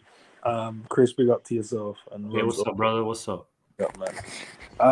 Just listening to you guys chop it up, man. You know, I'm hoping for a win tomorrow. Hopefully, you guys are hoping to win as well. Yeah, man. Where have you got to now? When are we doing the score predictions, man? Because everyone laughed at me my last one, so. They'll make the laugh on you now, you know. They'll make the laugh on you. 3-2. They can't laugh at my brethren like that, man. Stop that. I asked Mark A for his score prediction, and he said 1-1. Yeah, I don't think I've asked Chris yet, but what are you saying? Stick my neck out again. I'm going 5-1. Liverpool. Yeah. Okay. Shit. Go on, you. Go on, you. But you know why I don't want that. You know why I don't want that. I think it's gonna cover up a lot of the shit that Liverpool's going through. I hear you, Chris, but at the same time, man, it has to be vibes on up until the end of the season, man. I would much rather a 1-0, 1-0, 2-1. I'm good with that. But a 5-1, the fans gonna be shameless, man. Nah, I need the players' confidence, bro. This 1-0 on tight scoreline don't give them confidence, bro. And if we're missing like sitters again, no. But that's the thing, though. Look at the Bournemouth game when we won like 9-0. What confidence did that give us? Bro, but that's early this season. We need to and them with confidence now, man. Yeah, I don't know, man. I think But you know what is it? I like that, because listen, Esman's going for pure vibes, he's going for vibes. He don't care, he's just going for vibes, blood. He wants the vibes. no, but the thing too, EK right? laughing in the chat, bro. You don't remember we just slapped over Newcastle the other night, bro? You forgot. Nah, bro. No. Yeah. No. Let's assess the game correctly, man. Yeah, Because yeah. we got the red card and they were outperforming us for the second half, man. It was embarrassing. But at the same time, though, Chris, we took our foot off the gas as well. So you can look at it on both sides. Innit? I get of it. course. They obviously played good, but we took our foot off the gas. We stopped doing the things. He's the one for me, Uncle. That player right there, he's the one for me. Yeah. He's the one. Who's he play for? Sporting. He's a number 6. He to me is the one. He's the heir to the 6 for us, in my opinion. If you're going to do a watch along, because obviously I know you do a lot of watch alongs as well, Rods. Arsenal obviously drew Sporting, so if you want to have a look at him, that's probably the right time to kind of have a look at him. Okay, in fact, I'll probably do a watch along for that one still. You know what I mean? 5-1, damn, I like that, And Marcus says 5-1 is wide. It's nice confidence because, like, after the Crystal Palace game, who do we play against? After Wolves. Man, what Then we got United after that. Now, so then we need 2 wins before we face United, in my opinion. No, we need to copy Bobby Brown with the jaw on the side. Yeah, we need a win against Crystal Palace and Wolves, and then may God help us against Man United. But you never know. Like, no, man, you know what? You know what it is in the day. Like, a lot of you guys at the day fair Man United in the day, right? I'm not even fairing Man United. I'm not even fairing them, big man. It's not about. Okay, so it's not about fear, but it's more of like, I wouldn't be surprised if we get steamrolled. You know what I mean? No, I think if they beat us at the end of the day, I think they're tactically better. I think the players are in form. But then again, it's a derby, right? So form goes out the window. Yeah, and you got to look at it in the day, right? They beat us at the end of the day 2-1 at their ground and I think that, right? And to be honest, at the day, we played poor that night, and they only managed to beat us 2-1. So I think at the end of the day, if they beat us and everything that this next Sunday, which is a possibility they beat us next Sunday, I think it's probably a 2-0. I don't think at the end of the day they fucking slaughter us. I don't think they slaughter us. I just think they just get over the line. You know what I mean? 'Cause remember at the day, Rashford walked off yesterday with an injury. He's a doubt for Sunday. Yeah, man, he's a doubt for Sunday. Every man. Do you know what I mean? And I think at the end of the day, you know what it is as well. What Esman's saying is true. If we say that, for instance, we do get a 5-1, that gives us a confidence at the day for when we do meet people like Man United. It boosts up our confidence because we say, look, no, we can do it. We can do it. Do you know what I mean? But at the same time, based on what happened this season, we can win 5-1, and then Wolves we lose 5-1 as well. Like that's just the way. I don't think we lose 5-1 to. I'm just saying, for example, I'm just saying, like we would. Yeah. In the next game, but you know what though? You know what though, Chris? You like to say, Chris and Ensman, you like to say anything that right? That from the other night with Real Madrid, you like to say right that Klopp has learned some lesson, and he probably won't be that expansive as he was on that night. Because what killed Klopp that night, and I think that he was too expansive, and he played right into their hands. Yeah, but do you know what I mean? Then, we've been expansive all season, though. Why did it take Real Madrid whooping our ass? Excuse my language, for him to now change and stuff. No, you're right. Because Real Madrid got better players. Yeah, you're right, Chris. I just think that I think the only thing that Klopp got wrong was when we went 2-0 up. I think we still kind of went a bit gung ho. I think we should have kind of went, okay, do you know what? We got 2-0. Let's just sit back now and let them then have to play, and then we'll just catch them on the counter. Yeah, I completely agree. Yeah, we messed up on that one there. But go ahead, guys. Go ahead. No, I'm just saying that he just with the fact of young Klopp, any other manager would have done that thing there, because you see something they was even saying about Rafa Benitez at ends. They said, look, Rafa Benitez 2 goals up, and you know what Rafa Benitez do? He's locking up shop. He's locking up that shop. You know what I mean? He's not seeing it. You know. Because he sees the bigger picture. At the end of the day, yeah, that's what I'm saying. We have to play them next leg. Like you have to go in there with some type of result. Yeah. Now, like when you think about it, we're not.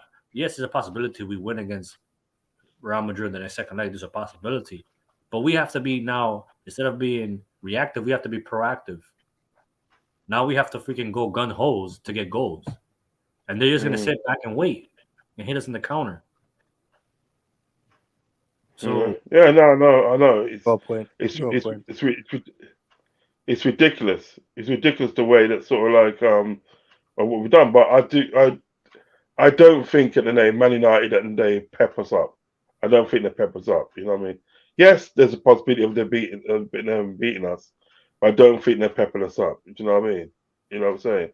Because I think at the day, the team that we've got now is better than the team that they had when we beat them 5-0. Do you know what I mean? And we're supposed to be in the mud at the day like they were at that time. You understand what I'm saying? You're talking about Man United, right?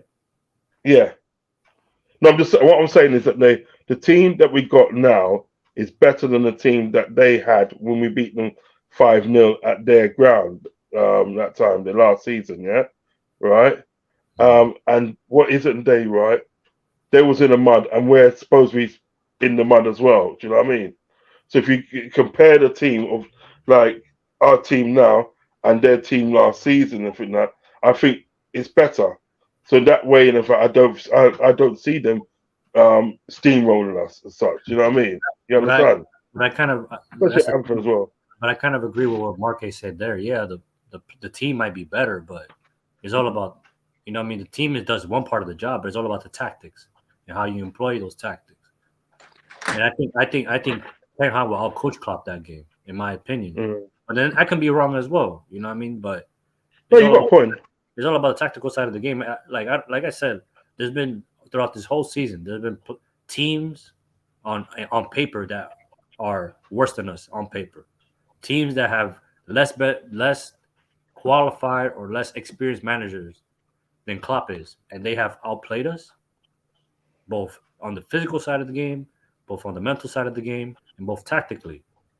So, you know what I mean? Like, it's just sad to see, and then to sit there and say we have an old. The reason why we're so bad is because we have an old squad. Yes, we have an old squad, but there's other teams in the league that have old squads and are outperforming us.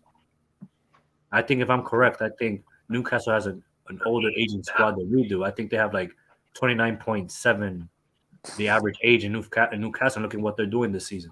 So does that mean Newcastle, their players is better than our players, or does that mean Eric Ten Hag is better? Not Eric Ten Hag, but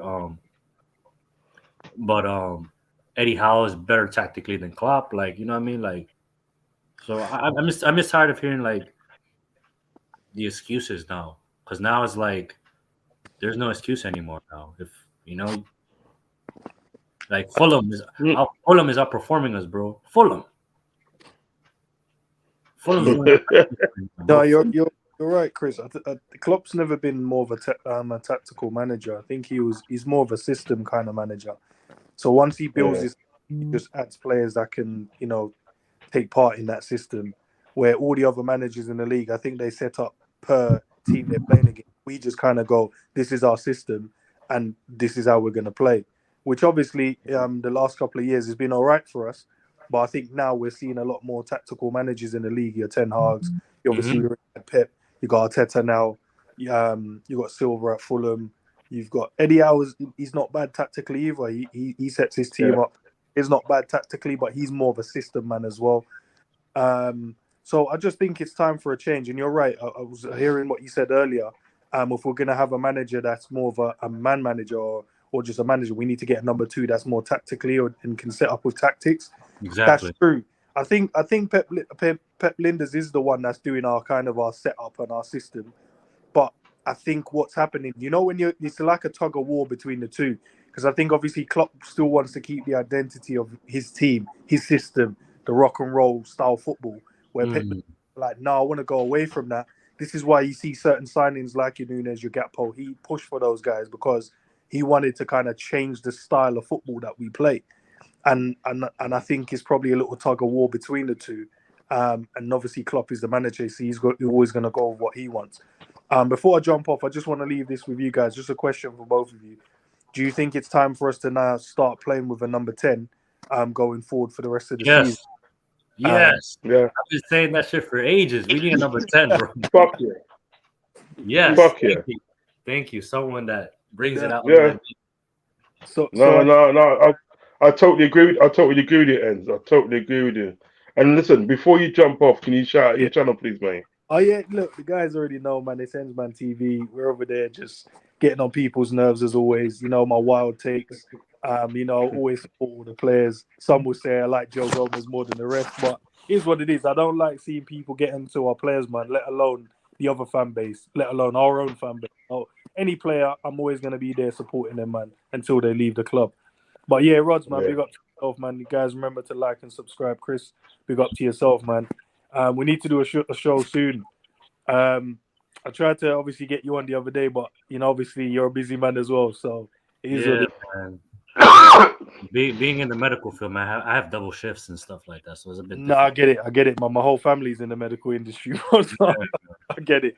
But yeah, man, I'm gonna sit here, enjoy the rest of the stream. I'm just gonna be in the comments now. I'm sure there's a couple of guys. I see the little shade from Egyptian King in there, so I'll jump in the comments. But yeah, man. Should we start playing with a number 10?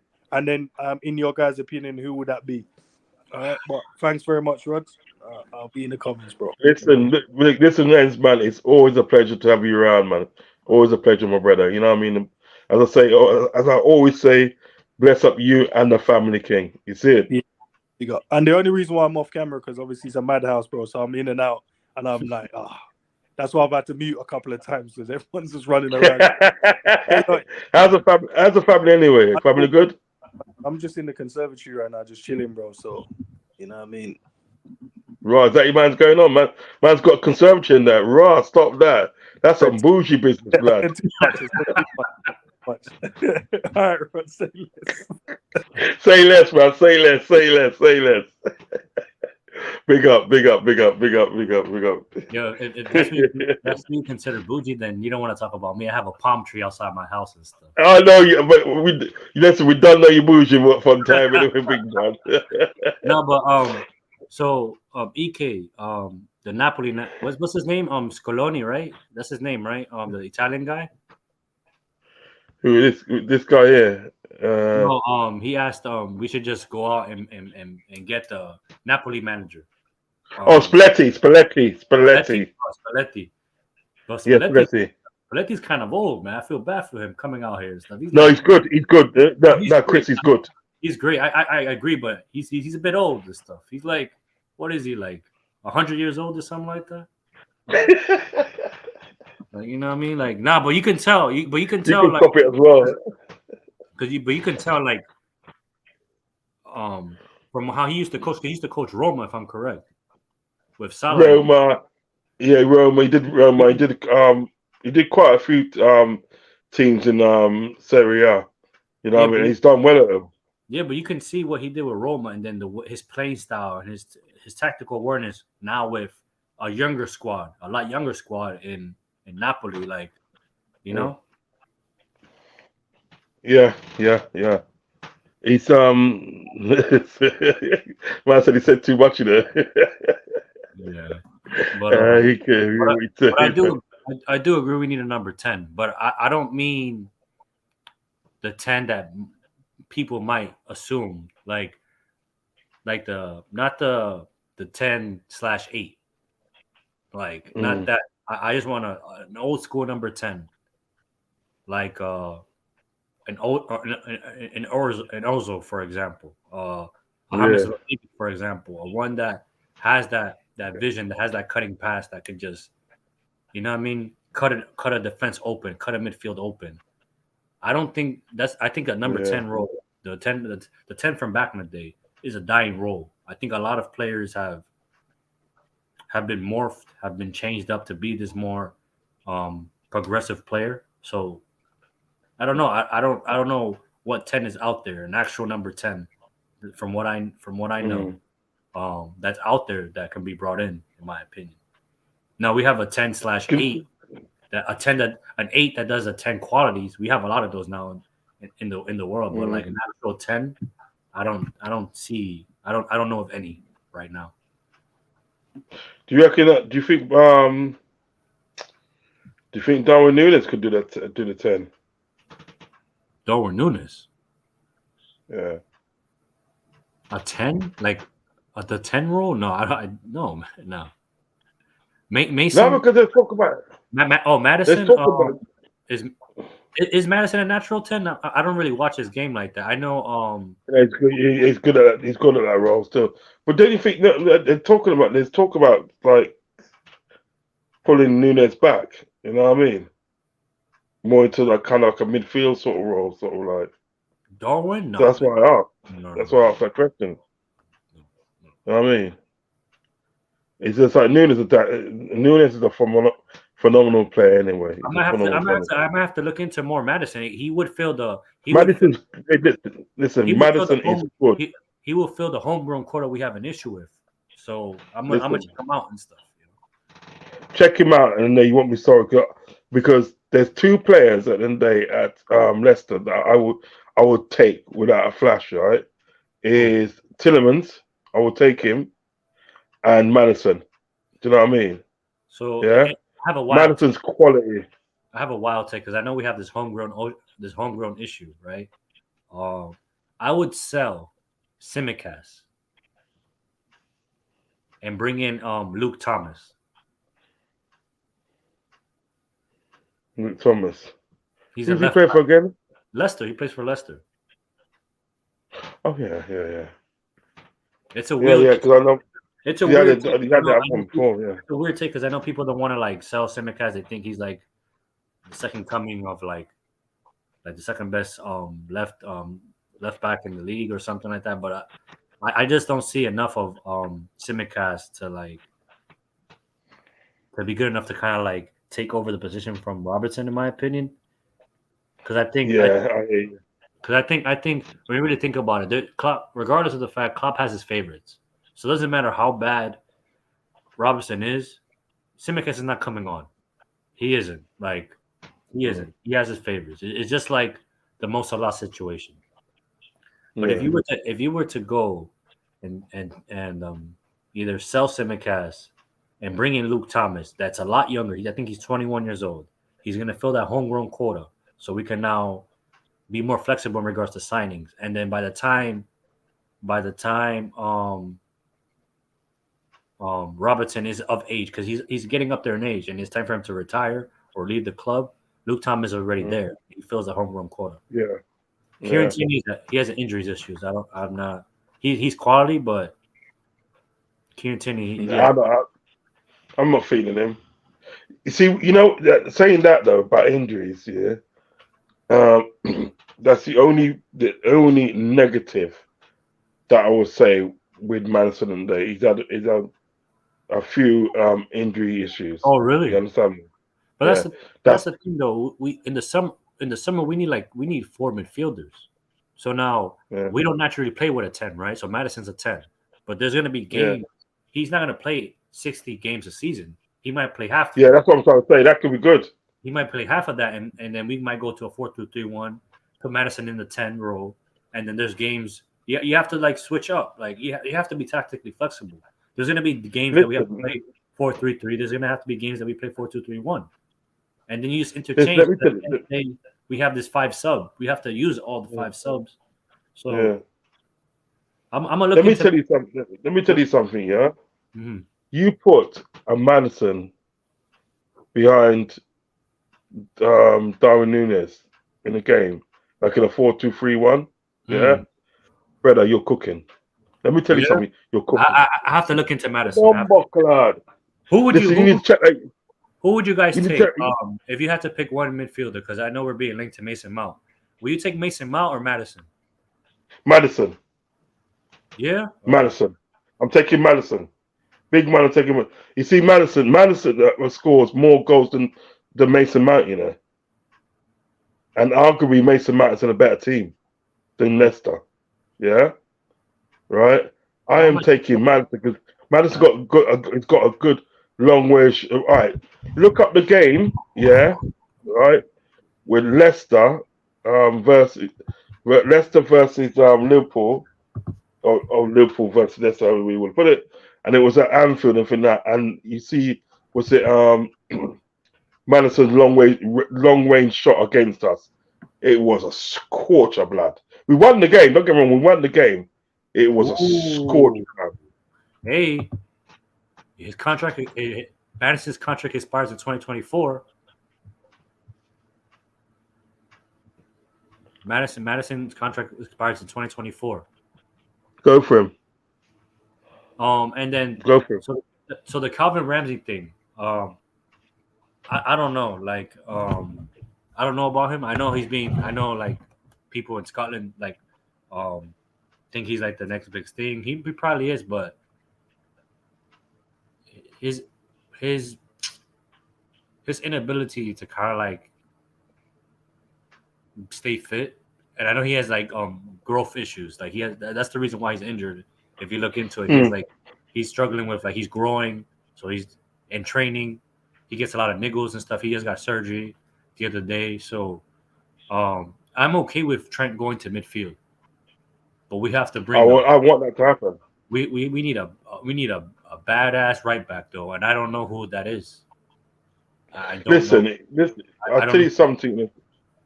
I'll tell you something. You got Madison. You got like not Madison. You got Calvin Ramsey as right back, and he pushed sort of like he pushed Trent into midfield to play that advancing 8 role. Yeah, right. Then you got frigging Madison as a 10. You got Darwin Núñez up front, the focal point of that. Brother? Right, yeah, listen. Diaz and Gakpo at the left. Go. And on the right, you bring like the Crystal Palace kid. What's his name? Eze. Jesus Christ. Eze or Lise? Elise. Sorry, Elise. That guy is a bad you know. Yeah. Listen. Gucci. Listen, I'm telling you, you get that team together, man. You're cooking blood. That's what I'm trying to say. I mean, Madison and Day Madison now will probably cost you between 30 or 40 million now. Yo, EK, No. is he a good player? EK, he just mentioned a right back. I don't know of him. Okay. Let me look him up real quick. Jankovic was available in January before he moved from Celtic to Union Berlin. He was a boss. Look him up, man. Look him up, man. Look him up right now. Look him up. Don't want Trent in the center. He's a bit older. Awareness is not He enough. is right now. He is 27 years old. He's Croatian. We do need a Croatian in the squad though, because yeah, we talk about the Champions Guardiola, League. isn't it? What?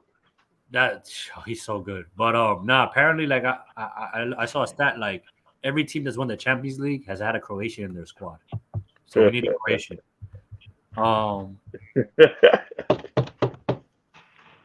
Wait, so how much did he go for?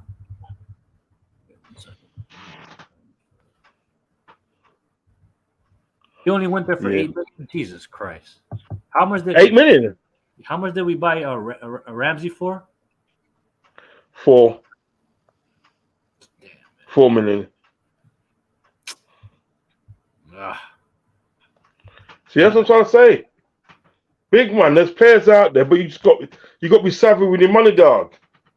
You got to be savvy with your money. There's players out there, man, for a good price. You just got to be savvy. You know, guys, if you don't know, I know everyone wants the Croatian right back Croatian center back from RB Leipzig, Gravel, I think his name is Graviol. Graviol. But there's another center back that I don't think people are talking about. He plays for Benfica. Antonio Silva. He's like 19 years old. There's another one like Yeah. Was he Colombian, Nah, Brazilian? Portuguese. This is apparently Oh, they he's said red he's Portuguese. next like Carnivoro or something like that or whatever like that. Yeah. Hey, man. Yeah, that's what I'm trying to tell you. What I'm trying to say today, right? He might be We need expensive. to look at, Benfica's good when it comes to like getting money and stuff. So yeah, that's what I'm trying to say. But we need to look at it. We need to look at it today, right? Is what's it? Klopp hasn't got any excuses. You just got to be savvy with your money. You know what I mean? Spend your money wisely. I know it's all. who I'm sorry to ask the chat. Who else, guys? Like, what? Name me another right back. Because honestly, I don't know that much right backs that can come in and do a better defensive job than Trent and can be as well offensively good. Sorry, Jimmy. Hey, what's up, Conway? What's Conway saying? Nah, he is Hey, big up. Yeah, big up Conway, man. We got Conway. The man's a loyal man, you know. Yeah, a good He's man. a loyal man. Yeah, man. Ooh. That's smart. Mark A. Okay, we see Marquez saying now. But Carl Walker beaches. he'll be cheap. He'll be cheap because now we're going in the realm of if they get relegated. Do you think he does a better job defensively than Trent? Carl Walker Peters.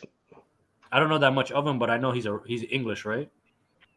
Yeah, okay. You know who I'll take? I'll take, like I said, I'll take James Ward-Prowse, and I'll take that German center back they have, from Southampton. They just bought him. This last summer and stuff. But I know you're talking about. I can't remember his name, but I know he's talking about. He reminds me of Boateng a little bit. Yeah, but the thing is about you get James Ward-Prowse. He's a squad player. Yeah, and you get Madison. Mark A just mentioned them. Yes. Oh, Bella Kotchap. Yeah, he's heavy. He's heavy actually. Yeah, but you know what it is though. Right? You get like James Ward-Prowse, Madison, and everything that Madison. Yeah. And then you got Calvin Ramsey going down the right hand side. Then you got literally pushed Trent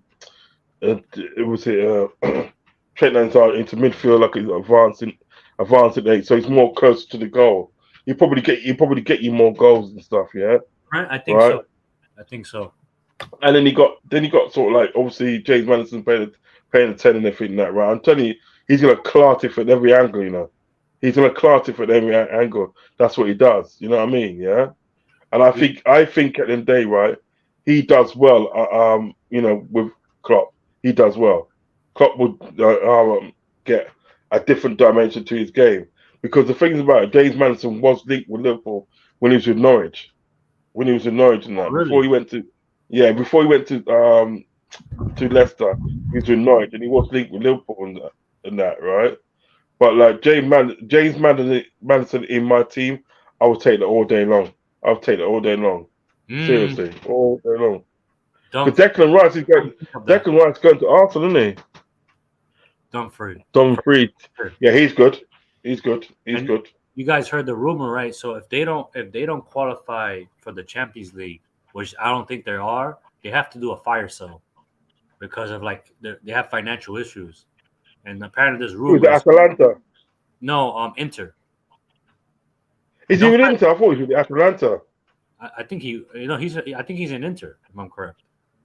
Okay. And I think if that's the case, we need to poach some of their players.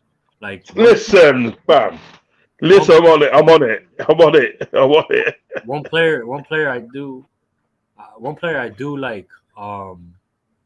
I do like from Inter is Barella. John likes him a lot. John's always talking about Barella. He's always talking about Barella. You know what I mean? He goes he's aggressive and this and that. He likes him. He likes Barella. If we can get him for like 60 million or something like that, I think Barella's far ahead of Jude Bellingham's development, in my opinion. But I can be wrong, though. But I think you're getting Barella at the end of the day for cheaper than 60 million. Because remember, they need the money to rot it. Yeah. You know what I mean? So But you're getting for cheaper, man. that's the thing, though. Like, I think that's the thing. I think you have to create an environment for Barella, in my opinion, because when you really think about it, Italians don't really come to the Premier League, or Italians don't come and be successful in the Premier League. So you will have to create an atmosphere, an environment for Barella, for him to get accustomed. Yeah. So, That's when. so like for That's example, for example, for me, I like Chiesa. If you were to bring Chiesa and Barella, we're good. In my opinion, in regards to like them getting used to like the league together, and they got fellow countrymen together and stuff like that. Because people tend to forget, like, what I mean, having someone from your culture around kind of helps you. You know what I mean? Yeah. That's why you got people like Diaz that's doing not doing too bad. He's doing all right. You know what I mean? Because you got Nunes in there, and even before that, he had some people in there that obviously Spanish speaking people in there, because you know that what's it Pep Linda speaks two languages, isn't it? He speaks Spanish and he can speak Portuguese as well. He speak them both. You know what I mean? So there's your connect there, isn't it? There's your connect. You know what I mean? Ross and Chris, what are your thoughts on Mateus Nunes? I like him. I think he's a good player. In my opinion, I like him. In my opinion, because I don't know, we have Gakpo fans here. Not to say that Gakpo's not good or anything, but I think the 44 million that apparently, because that's the thing, because we sit there and apparently there was no money in the summer, right? And we didn't buy a midfielder, right? And we didn't sell no players after the window was closed and stuff. But then somehow 44 million came out of nowhere, and we were able to buy Gakpo in January. That 44 million was probably available in the summer. We should have got Nunes summer, in my opinion. But yeah, but I don't know. Like, he was great in Sporting and stuff. I haven't seen much of him in Wolves, so I don't really know. But in Sporting, he was a player though. Yeah. And then to be fair, he hasn't really played. To be fair, and he hasn't really played much at Wolves. He hasn't really played much, but he's some of the games I've seen him in, he's played nice. He's And they were going through a manager change, right? Too. They just got a new manager, Lopetegui and stuff. Yeah. Because when they got Nunes, Bruno Lage was there Bruno Lage, and then obviously they got switched. This guy, I think he's Brazilian. Isn't he? The guy they got now, isn't he? Is he Brazilian or something? Who? The guy they got now? I don't know. Molina. No, the other guy they got. Yeah, him. Where is he from? Brazil? Who? Molina? No, Molina's Argentinian, if I'm correct. He just won. No. The guy that Wolves have got now. Where's he from? What? João Gomes? The manager they got now. No, he's Wolves from manager. Spain. He's from Spain. Oh, he's from Spain. Okay. Yeah, he used to coach Real Madrid, but he got fired really Seriously? quick. Yeah. So it's funny. So the World Cup in 2018, when he was the coach of Spain, and before the tournament started, like I think it was like a couple of days before the tournament started, he got offered the Real Madrid job, and he took the job, and then the federation fired him because he took the job, and yeah, it was a mess and stuff. If I remember correctly, but he only lasted there for like 6 months, and then Zidane came and took over again or something like that. See. And then he did a job. Then he went to Sevilla, where he was pretty decent. And then Sevilla right now is really bad too. I think we as a fan base too have to like be smart, right? So all these relegated teams that are going to be relegated this season around Europe, we need to pull their talent and stuff. Like Sevilla has no business getting relegated, but they're about to get relegated. The same thing with Valencia is about to get relegated as well. No business getting relegated, but we can go take their best players or try to. Do you remember, Chris? Do you remember? Yeah, the Valencia team, which had Antonio. What is that? They had Roberto Ayala. Their manager, Roberto Ayala, Pellegrini. Who was coaching? It was an Argentinian guy, and after he left and he went to Inter Milan, he didn't do too well at Inter Milan. But this Argentinian guy, what's his name? Was it Camacho? I cannot remember his name, but he was one that bought. But I remember Ayala though. I remember him. Roberto Ayala. There's another one as well that was a baller as well.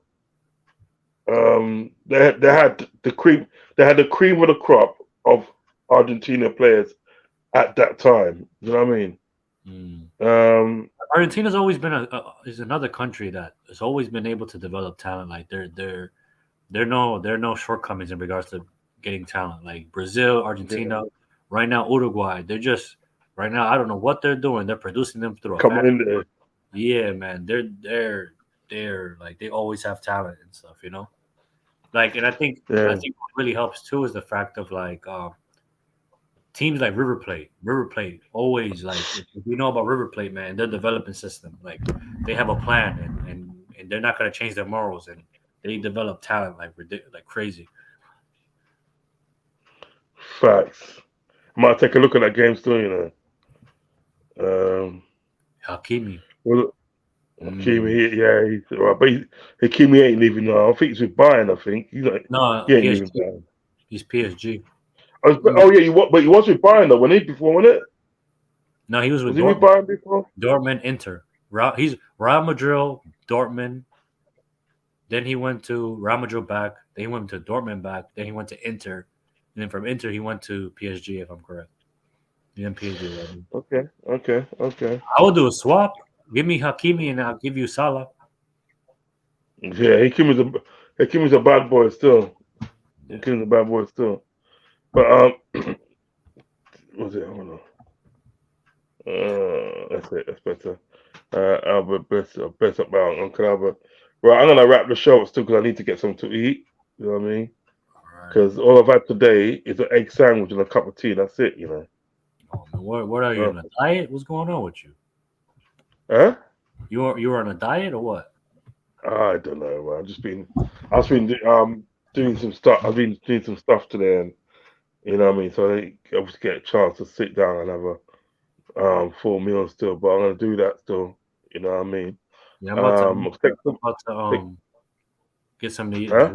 I'm gonna get something to eat as well because I'm gonna go on Coppers later and stuff. So yeah, I'm on that as well. What time is it down there now, big man? It's gonna be like in another hour. It starts in another hour. So yeah, but what time is it in Cali at the moment? 11:42 a.m. So at 12:30 it starts. Apparently, if they come in time, I'm always a little late and stuff. So yeah, I hear you. So yeah, man, I'm gonna get on that still anyway. But you know what? In the day, Chris, as I always say, thanks for coming on, big man. And you know I'm here to help your you. Enlightenment. Yeah, man, your enlightenment about football and stuff. But I'm still gonna be after you for that South American thing, you know. Yeah, man. There's a lot of talent, man. We have to be open minded, man. And it doesn't have to be just South Americans, man. There's a lot of Asian players that are doing well, but I don't have the knowledge of that. But we have to be smarter in our regards to our talent ID, man. Like at this point now, like saying FSG out is not going to change anything. They're staying. So now, what do we have to do now to do better as a club? You know what I mean? Like we have to be smarter in regards to be smarter in regards to our sports science team, our nutrition. We have to just be smarter. And we need to be tactically better. That's the things we can only focus on right now because FSG is not going. Yeah, no. I totally agree. I mean, obviously, we know FSG ain't going for a long time now. So let's let's galvanize ourselves and get the team playing right. Let's get everything right. You know what I mean, with the club. You know what I mean. We can only do what we can do as fans. You know what I mean. So let's get everything right with the club. And as I said, you know what I mean. I think in the summer, if Klopp's still there in the summer, which I hope. I just want to see him be more savvy at the end of the day in the transfer market. Be more savvy. That's what you need to do because you know at the end of the day you're not going to get fully backed by these guys. So, be more savvy. Yeah. So yeah. So guys, thank you for rocking me. Thank you for everybody in the chat. This last couple of chats. Marquez says, "Big up, bless up, Uncle Albert." EK in the building says, "Uncle Albert, big up." Hold on, I don't want that one. Oh crap. Celtic have been boss in the Japanese market. They have. Big up Andy S. Enough respect to you. Ravi says, I would take Sporting Lisbon manager. He's a good manager after Klopp. Don't really know too much about the Sporting Lisbon manager, to be I'll honest. take a look at it. I feel the boys need to focus on getting us into Champions League. Again, it's more important than beating Real at the moment. No, I agree. That game is practically done. Yeah, I would say. I mean, obviously there is a sort of like you see what I would like in regards to sort of like Real Madrid. If we're gonna go out, I want to see us go out fighting. Thank you for streaming, Uncle Rodz, and see you soon, Chris. Yeah, big up Ozan Kabat. Big up Appreciate the love, yourself. man. Yeah, man. Always appreciate the love for these guys in the chat. Yeah, but I you know what I want to see at the end of the day, right? Obviously, at the end of the day, I don't think we're gonna get any further in the day in the Champions League. But I just want to see us. If we're going down, let's go down with a fight. You know what I mean? Have some fight about you. You know what I'm saying? Yeah, I feel And that. yeah, and that's all you can. That's all you can do. Great stream again. Thank you, RK. I appreciate you, bro. Appreciate you still. Appreciate you still. Right, Chris. I will speak to your good self later. Thank you for jumping on. Bless up yourself. Yeah, man. Bless up you and the family. The most decent thing Klopp has said all season is that we need a big rebuild. Yeah, it is. It's true. It's true. And the S says, I'm sorry, I miss so much. No, don't worry. There'll be others. There will be others. There will be others. Right, guys, thank you for jumping on. Remember, if you're watching this on a replay, please hit the like button and subscribe button, okay? If you're watching this on a replay, and comment and share. Leave me a comment down below. Let me know what you think about the show, okay? And obviously get the words out in a minute. The points that we tackled. Okay, so most of all, hit me up with a like and subscribe on the replay, my friends. You're gonna see me. Okay, you're gonna see. No, I don't want that. You're gonna see me on Copish later. That's it. You're gonna see me on Copish later, guys. I'll be on Copish later, chopping up with the guys there. So get yourself over there, like and subscribe to their channel, and yeah. I'll see you over there and we'll chop it up. So in the meantime, peace, my brothers. Peace.